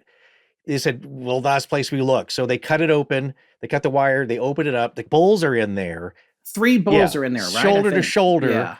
And they look like they're asleep. They're just kind of in a trance. And then he said, thank goodness they're here, because they're like, 2,000-3,000 a piece. They wake them up to get them out, and that's where they just go bananas, and they kick the crap out of the trailer, he said. Yeah. And so there's apportation going on of lots of beef, just thousands of pounds of meat instantaneously. Maybe this whole thing's about steak. Yeah, well, that's part of it. Again, I'm just glad people aren't involved in that. And apparently these aren't, there's some other species of alien, and they're not the reptilians who like to feast on us. So there's that point of that. They're doing this at will, but for what point? I think not just, let me quickly ask you this before you continue on with the timeline. Did you ever come across an element of the tricksterism kind of thing that we saw at Skinwalker? Well, yeah, in my opinion, I'd made a note that even said trickster. I was like, to me, it did feel very trickstery, specifically with the cattle, because it's like, oh, they're over here. You're not right. It's like that commercial that made me laugh. I don't even remember what it was. The guy and the waiters, and he has the fishing pole with the dollar on it. And he's like, you're not going to get it. That's what's happening here. It's like, got your cows back? No, you don't. Did you get the cows back? No. Which farm are they? Are they at Martin's farm? Nah. Yeah. Now they're at Dale's farm. Right. And it's like, you got to go get them, and you're bringing them back. And it did seem very much like they were screwing with the Coombs family, and Billy specifically. It seemed pointed and personal. Yeah. And that is just like, what is that? Which, of course, that comes back, because the other thing about the missing cigarettes and the things around the house is like, it's weird, it's annoying, it's anomalous, but it's also maybe not that big a deal. You can live with it, work around it, whatever. But this is their livelihood, and it's more unexplainable. That said, and Rich, correct me if I'm wrong, but from what I can tell, there's not a ton of corroboration about the cattle incidents. Like the only thing I know about the other farmers where the cattle would have been turning up is in the book. I could not find them on the record anywhere else saying, oh yeah, this happened. Those cows were kept appearing on my farm. On the other hand, I could also see those farmers where the cows were winding up, not wanting to talk to anybody about it. So it's like, I'm not sure how solid that particular chain of events is. And it is one of the most fantastical ones. Yeah, I haven't done any background checking on these events. Yeah. So if anyone else at a neighboring farm went on the record and said, yes, I was on the receiving end of all this cattle showing up in my field. Right. I've not heard. I want to keep looking for that. Listeners, if you find that out there, send that to us. We'd be interested. We do a little follow-up on it. There were a couple of more significant events in the Coombs timeline. That the Stack Rocks thing was a big deal, and that's also the. By the way, the cattle started disappearing after Kieran ran over the ghost that disappeared, the lady in white. So that's when the cows started teleporting all over the place. Now, the next thing that happens near the end, and this is November. Now, mind you, this has been almost an entire year now since things started. Pauline has some kind of weird waking dream where she's on a bench that's like formed into a wall, the bench, and it's in a domed room, and there's two identical women in there. And I think some other people that she thought looked familiar, but wasn't sure who they were. And then she just is kind of back home in bed, lying next to Billy. And she doesn't know what that was, but in the end, she later concludes about a month later, they see this huge orange globe, the whole family, and they go over, it's hovering over the cow sheds, and it's swaying like a pendulum. The whole house sees it. And as they're approaching it, Pauline is very calm. She's got a very calm sense. She's like, there's nothing to worry about anymore. She's like, this is all going to be fine. Everything is cool. Don't worry about it. This is it. And they're like, this is it. And they're like, this is it. And then that thing shoots up into the sky. It's gone, and nothing else happens after that. Yeah. So there's this suggestion, it's not overtly stated, there's a suggestion that she was given a sense of calm, or like, because there was the whole thing about, I guess they do say this, we're not here to harm you, don't be scared, but not verbally. It was just like a feeling she got, right? And then she seemed to know that it was about to be over in December of 77. Yeah, the way she felt on what can only be understood as an abduction, suddenly she finds herself in a circular room. I mean, right there, we're like, okay, we're in abduction town. Right. Which typically is a terrifying experience, as it is described usually by the people who unless have you're them. Truman Bethurham, which he also was in the room with the benches that were part of the wall. It struck me as a similarity. Yeah. And in her case, she overtly was made to feel there's nothing to worry about. You're okay. You don't need to worry, which is totally new. I mean, these people have been freaked out for a year. No one has felt okay about anything. Yeah. And during what is arguably one of the more terrifying things, she feels, oh, no, there's no reason to be afraid for whatever reason. And that, like you said, Scott, feels like it informs the visit of the orb later, right, where her demeanor is suddenly shared by the rest of the family, I guess. And it's sort of like they're staring up in wonder and awe at this thing, and they're not scared, and the thing leaves, and that's the end of that. Right. So again, in terms of literary devices and writing and the dramatization of their story, I will just say that for me, that felt particularly pat, as they say in Cards. Like it was sort of too perfect of an ending. It's like, there's nothing to see here. It went away. It's a happy joy land. Everything is fine. Nothing to see, move along. To me, it felt a little bit like they were going to the end of the book, and whether it was still going on or not, they were going to say that it wasn't because they wanted to be done talking about it. Yeah, it does have a feeling of, a bow gets sort of put on it, and the story's over. Yeah. Yeah. But another thing that happens, though, in the book is that, which I thought was interesting, and it did, like Forrest said, reminded me of the Mothman prophecies. There were a lot of points throughout the book where people were like, this thing happened and this thing happened, and what is it all leading to? Right. Like they kept asking that question. Like, what does it mean? What is this? It must be signaling that something is going to happen, which I find really interesting. That obviously there was a feeling of scary thing happens, another scary thing happens. Is another scary thing going to happen? But then there's that's different than, I feel like these are warnings or prophecies, or it's leading up to a big event, which in this book, a big event really doesn't happen. A change in feeling happens, but there's no collapse of the Silver Bridge, for instance. Right. By the way, here's what's interesting about Clive Harold, too. In looking him up, he passed away, I think, in 2002. He had been a respected journalist and an author, and he got called and basically assigned to this story. He later in life, I guess, was having a lot of issues with alcoholism and general destitution, and he was homeless, and I think living at a train station in London or something like that. And at some point, King Charles, who was still Prince Charles at that point, was asked to come and visit him because they had gone to the same prep school when they were kids. And so they were 8 or 10 years old and they were at the same prep school. And I guess Charles told him, according to this one blog entry we have, and we'll share the link to that, told him, no, I don't remember you, to be honest, but we were 8 or 10 or whatever. But they did both go to that school and he had a nice meeting with him. And then about 4 or 5 years after that, that was 97, I think, if I remember correctly, Clive passed away at a very young age, like 52 or something like that. So, which is still interesting to me, just his story and how that played out in his crossover with the current King of England. But I said this earlier in the show, but for me, the thing that keeps me from really putting this in a little bit of a possibly, I can't prove this is anything other than fiction category, is the whole Broadhaven School event. Because not only is that a prominent event that's been talked about and researched and investigated by literally dozens of people and reported on for decades, we had one of those eyewitnesses on the show. This was just up the street and just what I think it was a couple weeks later that we were talking about.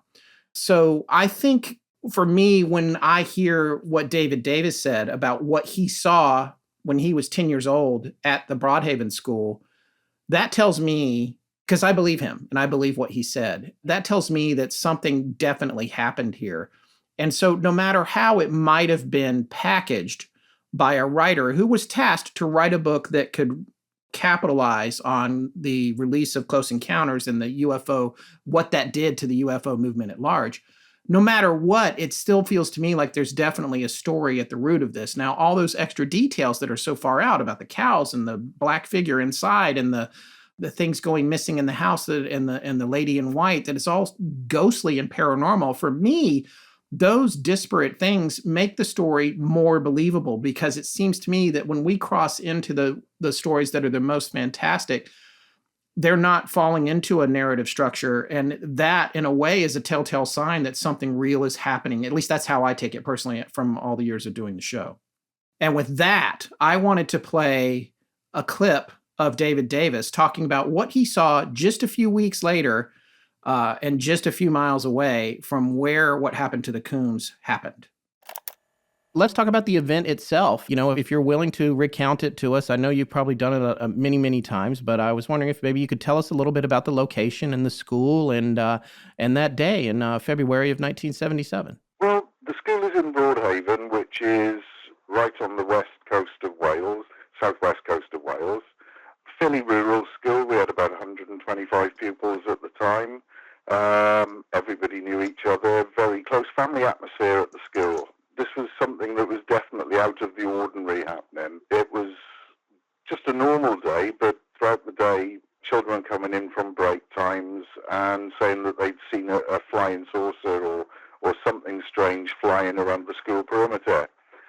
Now, I'm a natural-born skeptic. I didn't believe a single word that anyone was saying.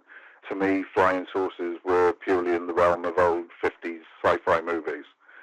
So at the end of the day, I decided to have a look in the vicinity of the area they were talking about, and went to the perimeter of the school and couldn't actually see anything. So I thought I'd step over the fence and actually make my way into the sort of field where they'd seen the object.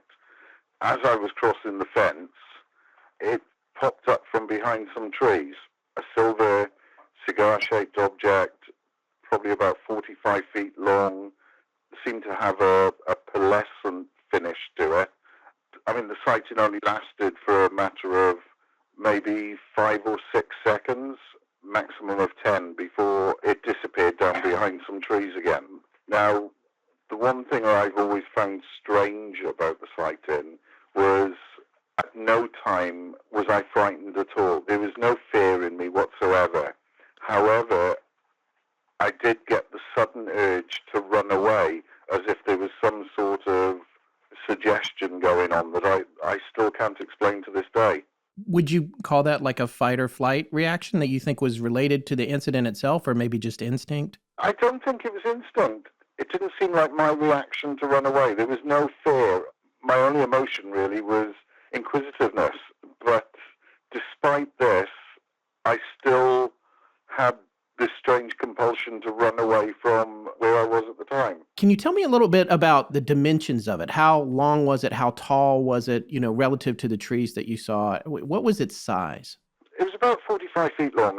I equated it to about the size of an average bus or coach. Possibly from the side, silver cigar shaped with a central dome that covered the middle third of the body of the vehicle.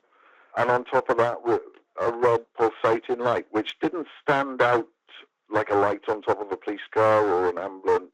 The glow seemed to come from the top of the dome itself rather than a light outstanding. Can you tell me again what the craft was doing when you first saw it? It was already landed, or you saw it in motion? It was obviously obstructed by some trees that were maybe about 200, 300 yards away from the school itself. Okay. As I was trying to climb over the fence, it actually appeared from behind the trees, rose up just above the tree canopy, and there was a slight movement, no sound, but there was a movement to the craft, and then it simply disappeared back down behind the trees again. Interesting. So yeah, you saw it go up and go back down, though. Oh yes, absolutely. Right. This gets a little out there, but I'm sure you've been asked some out there questions in the course of your life. But I mean, do you feel like that desire to run away may have been some kind of warning or telepathic message in your mind that came from the craft? It's something that I'm willing to entertain. Like I said, I can't actually explain what happened. It was just an urge that really wasn't mine. Interesting. What about noise? Did it make any noise? No, there was no noise at all. However, there was a little bit of wind at the time. The weather conditions weren't brilliant, but certainly no noticeable noise. And again, how far away is this? How distant from you? This would possibly be about 200-300 feet. Okay, not really that far. No. Okay. It was about the length of a field that was adjacent to the school itself. And you did not see any kind of occupant of the craft? No, none at all. How many people were with you at this time? I was actually on my own. It was purely gone to the area to basically disprove what the other kids were saying at the time. I had no idea that I would even be seeing an object like that. Your thing was they had all come back. They said, this is what we saw. And You're like, yeah, right. And so you go out there. Exactly. Right. And you were skeptical, even at that age. Absolutely. Like I said, flying saucers were the subject of science fiction to me. They didn't feature in my reality at all until that day. Wow. Okay. So you would say when you were younger, you weren't obsessed with science fiction or anything like that? Oh, absolutely not. To be quite truthful, I mean, I do love sci-fi, but my main love of sci-fi tends to be with dystopian scenarios, etc., like that. Flying saucers were never a big thing with me, or alien invasions or anything like that. Right. So that was maybe too far out for you. So how long were you out there? You saw it go up and go back down. That's everything you saw it do? Come out above the trees and go back? That's basically it, yeah. So what was your inclination then? You returned back to the school and said, yep, it's out there? Or like what happened next? I was in an excited state. Mm-hmm. However, this was at the end of the school day, and we had a regular school taxi that took about 6 of us children home. When I got home, my mother saw the excited state that I was in, and she asked me what was wrong. And I said, you're not going to believe this, but I've seen some sort of UFO. And my mother is the sort of person, she could spot me lying a mile off. Sure. But she realized immediately that what I was saying was we had in fact seen something. Now, unbeknown to me, my mother at the time knew a gentleman by the name of Randall Jones Pugh, who was a local veterinary surgeon in the area. But the other thing that he did was he worked for an organization called Bufora, which is the British Unidentified Flying Object Research Association. They're pretty much defunct these days as a research organisation, but at the time they were quite prolific. So she gave him a phone call. He came down, spoke to me. Then together we went back down to the site where I'd seen the object. Unfortunately, by that time, the weather had deteriorated even more. It had got dark. And because of the boggy surroundings of the field, we couldn't actually make it to the location. And from that is basically what kicked off the media circus that enveloped the site in. So what happened? When you say the media circus, how long did that take to unfold and what exactly happened? The media circus started quite rapidly. The actual incident happened on the Friday. So basically we had the whole weekend, and by the Monday morning, we were already getting a few new contacts from reporters. By the end of the week, they had to take the phone off the hook at the school because we were getting reporters phoning up from all over the world, TV crews wanting to come down and do interviews. It went silly. It really did. Let me ask you this then. Can you tell me a little bit about Headmaster Llewellyn and the drawings and how that all unfolded? That happened that afternoon. Were you part of that? Or because you had said you went home pretty close to after the sighting. How did that all play out with the drawings? That happened the following Monday morning. Okay. Like I said, we had the weekend, but you've got to appreciate that this was 1977 Pembrokeshire. We had a lousy weekend. It was terrible weather. We didn't have mobile phones. We didn't have internet. We concoct a story between us at all. The only access to phones we had were the house phones, and these were in the days where if you used the house phone, your parents were going to be listening to every word you said. Right. So the Monday morning we went into school, and Ralph Llewellyn had obviously been alerted to the situation of what had happened, and he basically split us all up and put us all in exam conditions and asked us to write a small report of what happened, accompanied by a picture. There was no collusion between the children, and if you've seen the pictures, you will appreciate that we were all pretty much the same. Yeah. When you say he put you guys in exam conditions, what is that like? Was it a strict regimen? That was basically splitting us up on separate tables within the classroom so that we couldn't copy off each other. We were separated by about 3 or 4 feet, each of us, and it was done with him watching over us as we did it so that there was no collusion. Okay. Was he a strict headmaster? Strict but fair. He was a very old-fashioned headmaster, very down-to-earth, but I still look back on him with a lot of affection. Right. So he was good. He kept the rules, but you enjoyed learning from him. Oh, absolutely. Yeah. And UFOs were completely outside of his world as well. And I don't think he ever believed in UFOs as such after us, but what he actually believed was that we had seen something out of the ordinary that he couldn't possibly explain. And he supported us all the way.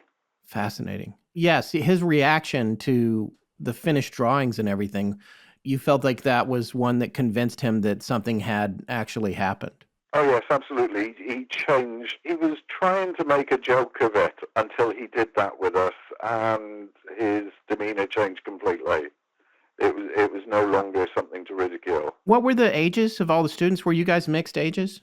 No, we were between 10 and 11. Okay. So then I guess with the ensuing media circus, as you said, I know now the drawings are all over the internet. Everybody has seen them. Did they get into the media pretty much immediately? Is that something that happened down the road?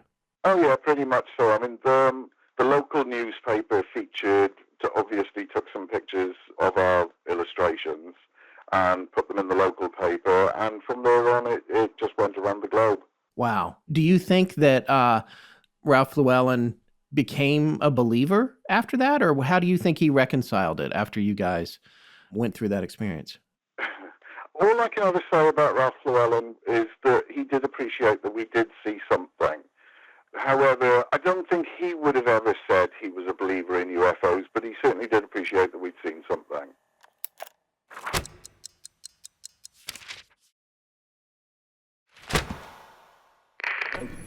You're listening to Astonishing Legends with Scott Philbrook and Forrest Burgess. Hey, I've got a joke for you. Why did the skinwalker cross the road? Give up? To get to the parallel dimension. Now let's get back to the show. Well, another part of this story that are combined, and again, I love the whole flap idea because I don't know about you folks, but I wish that a flap would happen that I was able to experience without, of course, all the negative physical effects, because I don't need any more than the ones I'm experiencing already. So the idea, though, is that there's a big happening going on. Yeah, I get the feeling, look, how apropos I'm sensing, as a lot of us are, that something significant is on the horizon. I'm not going to say full disclosure, but I think it seems like we're getting prepped for that something. And if you listen to the scuttlebutt, like this is the year of you don't gotta meet the aliens or whatever, or as Neil deGrasse Tyson says, like just grab an ashtray if you get abducted, like bring something back that I can look at. We're not there yet, but I think it's the idea that being broached. It's my understanding that he's recently changed his tune. Well, that's I haven't watched the the clips, but I've seen little things that said he's Mr. Pro Alien. Well, I mean, the thing is, look, I've seen those clips, and the thing is, like the book, somebody pointed out, it's like, if you look at his book, it is still tongue in cheek about that. It's just like, well, if this was true, then what about this and this and that? And so, look, he's mainstream. He's a science educator for the masses. I find him entertaining and informative. But the idea is that he's approaching it. He's not gone full bananas, as some would say, like just, oh, yeah, I knew it all along. Now I'm just going to tell everybody I'm on board with all this. Well, you can't do that, I think, but for his career anyway. So, but he's more warming up to, okay, I'll entertain what if. Again, he's a scientist. He wants to see physical proof, as everybody who is now tired of hearing about disclosure. It's like, just show me the thing. Show me the ghost in the jar, the Bigfoot in the cage, the UFO in the warehouse 13 or a hangar 18. Right. Show me the thing. Just don't show me pictures that are grainy from a gun camera. I want to see the thing. And it's like, and I can understand that. I do too. But the thing is, we're being eased into it. Now, what did I see? Like a Kit Kat commercial, and there's a UFO pulling up a Kit Kat bar. It has been everywhere. And what I would say is stories like this that are going to resurface and I think should be revisited. And I'm so glad that this was documented, regardless of what you feel about the book. I found it to be a very enjoyable read. It's enjoyable. And so, and it's very cinematic. It is very cinematic, and it's weird. It would make a great movie. Yeah, exactly. Yeah. It's weird. It's wild. It's got it all. Unlike, all these other films that I see that you could tell, like Rich could inform us on this. It looks like a screenwriter, or as David Lynch said, it's just notes from a director's notebook hashed together. And look, I'm under contract to get 2 more screenplays done this year. So here you go. It's just like a bunch of stuff tied together with some points that are real, but a bunch of mishmash in between. Here, it's like, it's pretty compelling. So the clip we just heard is that it seems pretty forthright and emotional. And, again, as far as we can believe any of this stuff, it seems like this person did experience something strange and is doing their best to relay exactly what they experienced. And so I'll give them that credit. But overall, what we're hearing is that, this is an idea that could break the world. And you don't just jump into the deep end on this. You got to stick a toe in first. And that's what's happening now. So when we visit stories like this, it's like, well, this is a lot. Okay, so you're saying like nothing major, or it's leading up to something major, and everybody's wondering like, okay, is this coming to an invasion? Well, no, that's not seemingly the way these things work. If you have a desired effect not to screw everything up in the world and how we do everything, it's like, that's going to put the brakes on something, and it's going to be a huge hiccup. So what you do is that you stick that toe in, and maybe that's what these visitors, these uninvited, were doing, is just a little sampling here, sticking the thermometer in any way that they could, and seeing like, okay, what's happening here? We're going to take some samples. The other thing is that's one report is that the 2 beings, and I think it was the aunt, Tina. There's Granny. And the sister of Pauline, Tina, who said, I think it was them who saw the 2 beings come out. Again, always tall and skinny. That's their thing. And their morphology. And it looks like they were taking samples of the ground. It's like they're kind of looking around like, oh, interesting. Kind of interesting. Yes, that's right. The sister saw it. And then the craft took off and it dropped a red box. What happened to that thing? That they couldn't find. Yeah. They went looking for it but couldn't find. No, but they figured that one out. They did find the red box, and when they opened it up, inside it was the Bet sphere. Now the Booga, because the Bet sphere that had there's no instructions on it. The Booga sphere does have designs and instructions written on it, which I appreciate for ease of use. But the idea is that you're testing each other out. It's like we're getting this from our experience. They're getting a novel experience of their own, perhaps, of who we are. We land in this field. I think I just stepped in something, boy, does that stink. Scrape your shoes off before you get back into the UFO. It's a new world for them, perhaps, or maybe they've been here all along. But it seems like there are different levels and experiences of other uninvited visitors that they're coming here. And obviously, they don't need an invitation. They're just doing it. What I would say, like with Dave Davis, is that these things are lining up. And so it's all very compelling in a certain way. And it felt like everybody experiencing it was saying, this is leading to something big. Well, it starts off with the individual, I think. And that's what's happening now with the UFO experience and belief in it, is that we don't have group, universal, worldwide belief, or like, here it is, we just dumped everything in your lap. Have a great weekend. We'll see you on Monday and see what you think, where then you don't sleep all weekend. It's small experiences by individuals all kind of coming together in a measured way. And here you have something that just, if one of these things happened that purportedly happened in the book to any of us here, especially us three right now. If I said, Scott, I woke up and there was a disembodied silvery hand that came floating through the door and it touched me on the arm and now I can't type, so we got to push the show another week. Right. That's pretty major. That would be the biggest story or thing that ever happened to me in my life, and hopefully that would be it. And I'm sure, I would hope you would believe me, but like, okay, that's pretty major. But it didn't lead to anything global or weird. It's just like, that's the biggest thing that happened to me, and it's freaking me out, but it's very interesting. And as Scott always says, and I think it was his grandmother, I would dine out on that story for the rest of my life. After I already talked about it, guess what? You see this? You see these fingerprints on my arm? I didn't just get them. That's when an alien hand touched me in my sleep. And for jokes to follow and people rolling their eyes. And so I get that. But like all this, this is a major, major event, much like it is, it would be for the family that experienced The Conjuring. These things happen. You move to another house, you move on, and that's a chapter, literally in a book, for these folks. And hopefully one you can close the book when you need to. But like it happened, something happened to them. And it's very profound, but it happened to them, so nobody else can really feel like, can experience that because they didn't go through it. Or it's like the Polish poltergeist girl. What terrible, set of years they experienced with no real aliens. It might be just a paranormal, like I said, a natural event where there's telekinesis. But it ruined their apartment for years, and everywhere she went, it was horrible, but also the most astounding, remarkable thing ever. Anyway, so that's, I've got a few other thoughts, but like this is, I think with hearing these accounts, if you knew and were good friends with Dave Davis, like what do you do with that? What do you do if you live next door to the Coombs?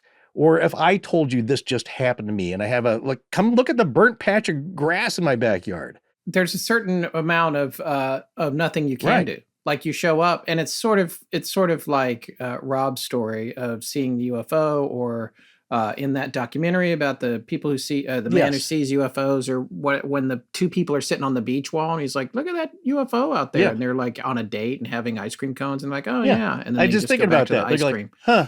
Yeah.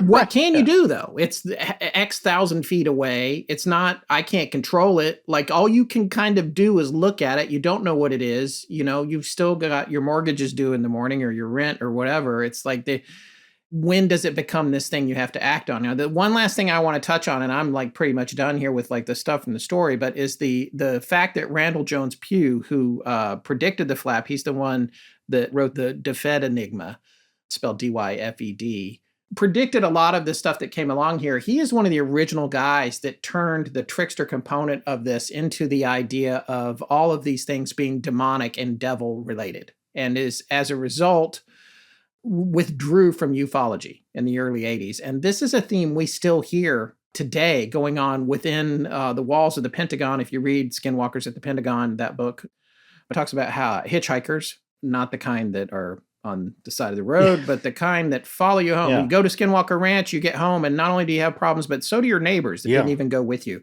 A lot of that stuff. And then the bad things that happen when an orb passes through your body, not great either. So if you see orbs, that's great. Observe, but do not try to intersect the orb. That's the thing I would say. Do not taunt Happy Fun Ball. But those are the things that you have to watch out for. But like for me, in this case, my closing thought about it's like a very fascinating case. I wish the book was written a little more clinically, and I wish I could find more corroboration on some of the most fantastical points about it. But also, when you listen to David Davis, I do believe something happened in this area for sure. So it's hard for me to discount what the Coombs family is saying, even if it's coming to us through this narrative, this carefully crafted narrative structure. So as a result, I believe something went down. I do think it's entirely possible that it's lots of parts of it are very different from how they're portrayed, but I think they're probably still equally disconcerting, and it's hard to figure out what's going on there. And it does fit into a lot of other cases that we've heard since then. There's a lot of common ground with some of the weirdness. So that's where I'm at with it. I think people should read the book. And it's not really a well-known book. It's not like everyone read this book and it influenced a million other things. I do think about the kids though, because those kids are about our age. Yeah. And where are those kids? And are they listening? It's like Clive said at the end of the book, God rest his soul, but he was like, they did a good job of disappearing. Actually, no, there was it was the article about what happened to Clive and him passing away and being connected with King Charles. That guy was like, seemed like he had found them or knew where they were, because his last sentences were just like, oh yeah, they did a very good job of getting out of the limelight. Yeah. And I'll leave it at that. It's basically what that person said in that article. So there's a lot of tragedy also that follows these stories, which is the heartbreaking part, but also makes it very real and human. There are some novel things about, it's like I say novel, it's not a novel, but the way that it was portrayed, like I said, it's very readable. I would say, as far as the truthiness of it, the emotional aspects, of course, it's like your friends retelling a story. And sometimes they even do it in front of you, like I had this friend who also was a writer, but he would be telling some coworker about how I felt at some incident he and I were at. He's like, well, Forrest was totally scared. And it's like, no, come on. It's like, I could tell those writerly chops were coming out. It's like, no, dude, that's not how I felt. But he thought it made the story more interesting. So he embellished like how I was feeling, even in front of me. But look, those parts, you don't exactly know how they reacted. And that might be some literary license. But I think the bullet points, like I said, if he interviewed them and wrote down pretty much exactly, it's like, what did you see on the night of February so-and-so when you looked out the window? Well, I saw this. It was about 7 feet tall. It had like a black screen in front of its face. The things that were reported, I'm going to go with them being accurately reported to the author, Clive. And so if you take that, it's a bunch of weird stuff, yes, but no less weird than all the weird crap we've been hearing about since we've been doing the show. The Grove incident in the tree, just all the different robots and creatures and beings that are also different. The things that make this story. Oh, the battle at Cisco Grove. Cisco Grove, yes. Yes. Also, Sam the Sandown Clown. Also, I thought about that too. Remember, there's one description of a tall being and he had like a box. Oh yes, a box in front of his mouth. Right. Yeah. Like to breathe or to transcribe or like a translator with a tube going to its back and an antenna on the shoulder. I believe it was the nephew, Pauline's nephew, that saw this thing. It has an aerial. Very analog. This just like a steampunk. Well, you don't know. Yeah, but that's how, like I said, is that what's often wondered in the book too, is this some form that we're more likely to be able to interpret visually? Are they taking this form? And then you see other ghostly kind of things with the son. I think it was the eldest son. Like, when he took the tractor back to the house and he was freaked out and wouldn't go inside. And Billy, the dad, says, "What's wrong?" And he says, "I see this amorphous black shadowy thing inside the living room when the doors were all locked and no one else was in the house." It's like, that's Pontefract. And then you have disembodied hands like Pontefract. There's a huge spiritual element going on here as well, or something that we term as usually just spiritual, but is that connected? And where does it overlap? And how much connection is going on?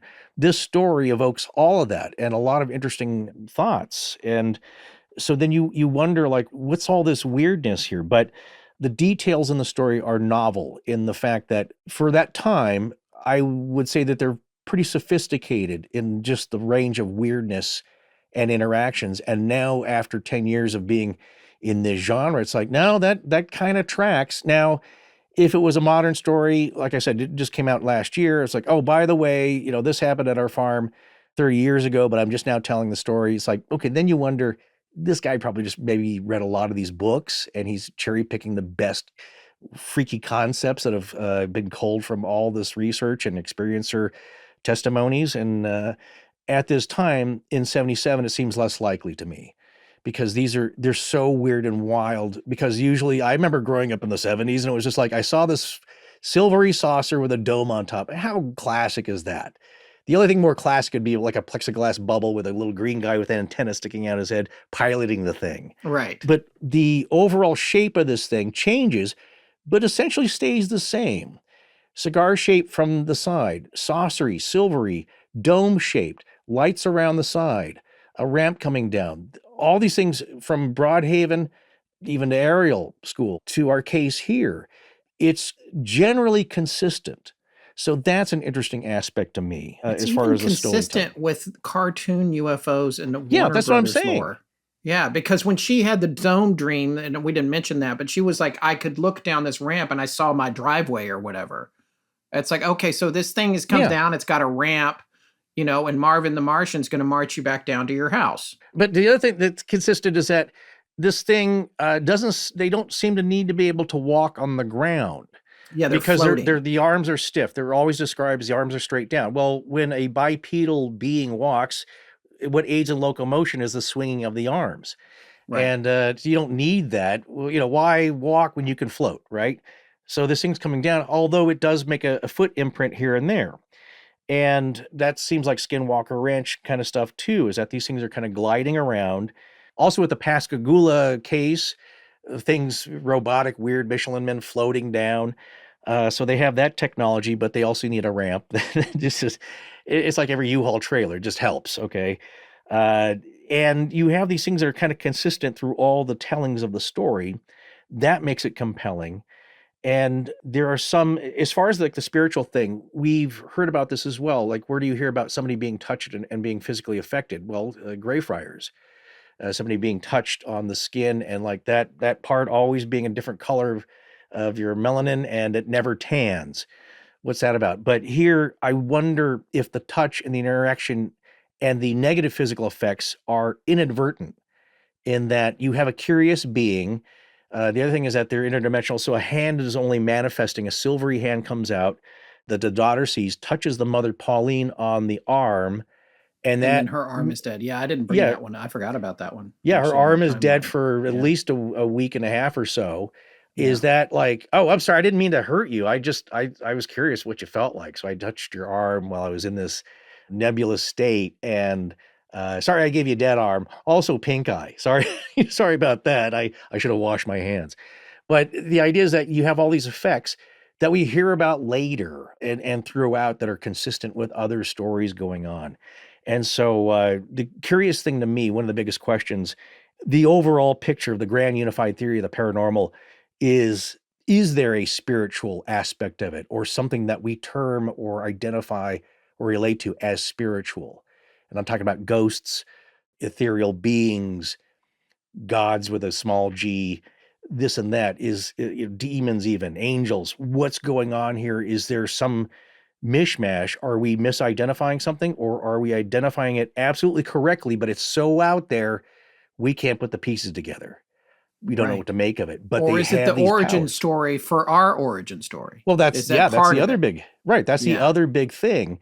And so what's going on here, but like I said, is that, I guess very simply, is some of what we think are ghosts actually extraterrestrial or ultra-terrestrial or interdimensional visitors that are uninvited, or all of the above? Well, that was the thing. Us for 500,000 years in the future. That's the other thing. Us just after we die, we become aliens, and then we come back as ghosts. Maybe it's all one You're thing. In another realm. Obviously, here's the techie ways that you could do is that you go. There are other realms. We're in the spirit world. Yeah.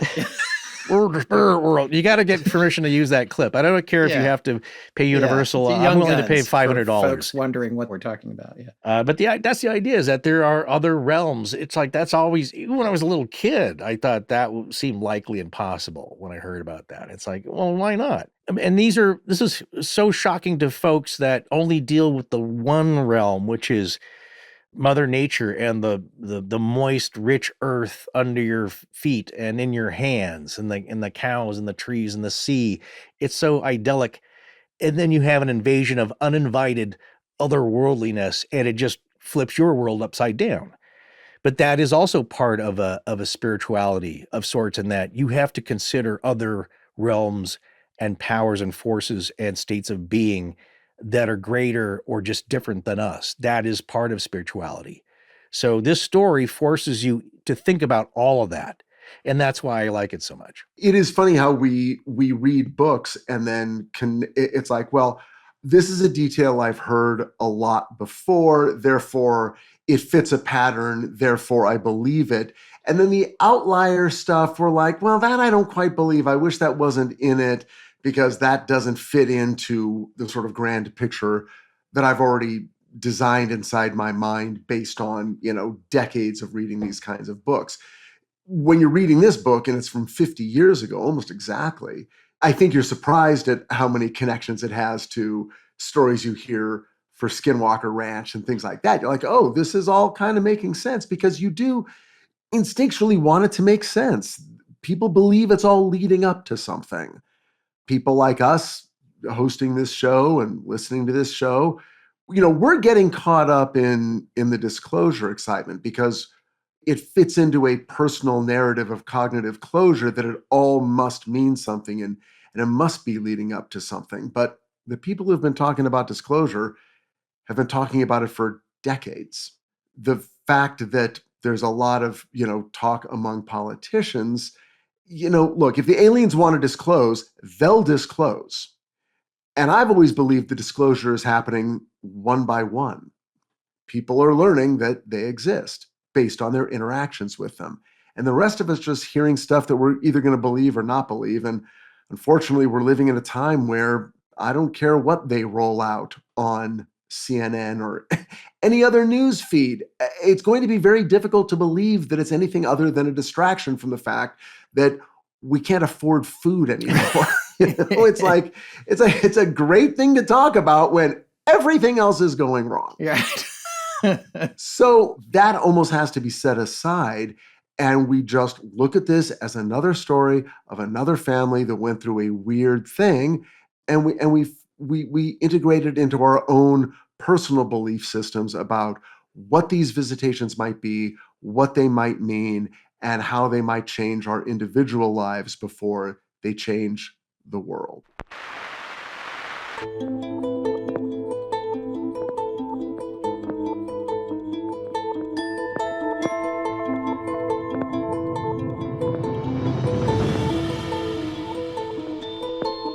That's going to wrap up episode 332 of Astonishing Legends. Special thanks to Richard Hatem for joining us tonight. Find and subscribe to his show, Richard Hatem's Paranormal Bookshelf, wherever you get your podcasts. We're on a slightly lighter schedule for the summer, but keep an ear out for new episodes of the Dead Letter Office weekly on Tuesdays. Our next Astonishing Legends main show episode will be out in a few weeks.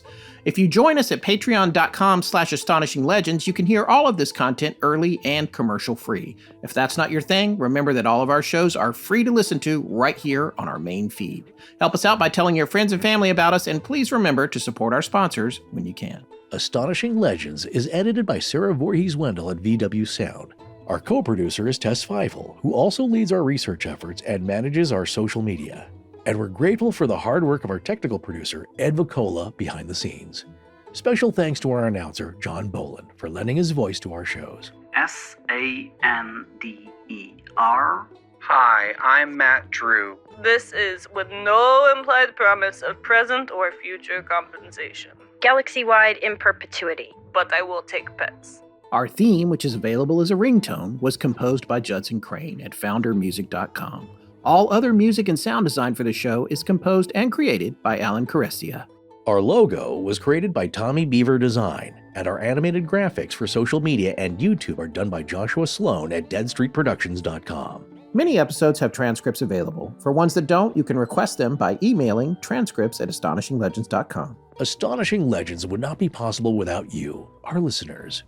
Visit our store at astonishinglegends.com or interact with us and other listeners on Facebook, Instagram, Blue Sky, Discord, and YouTube. You can also visit us at patreon.com/astonishinglegends, where patrons have access to commercial-free versions of both the main show and the Dead Letter Office, as well as additional bonus content, including the Patreon-exclusive show, The Astonishing Junk Drawer. No part of this show may be reproduced anywhere without permission. Copyright Astonishing Legends Productions. Good night.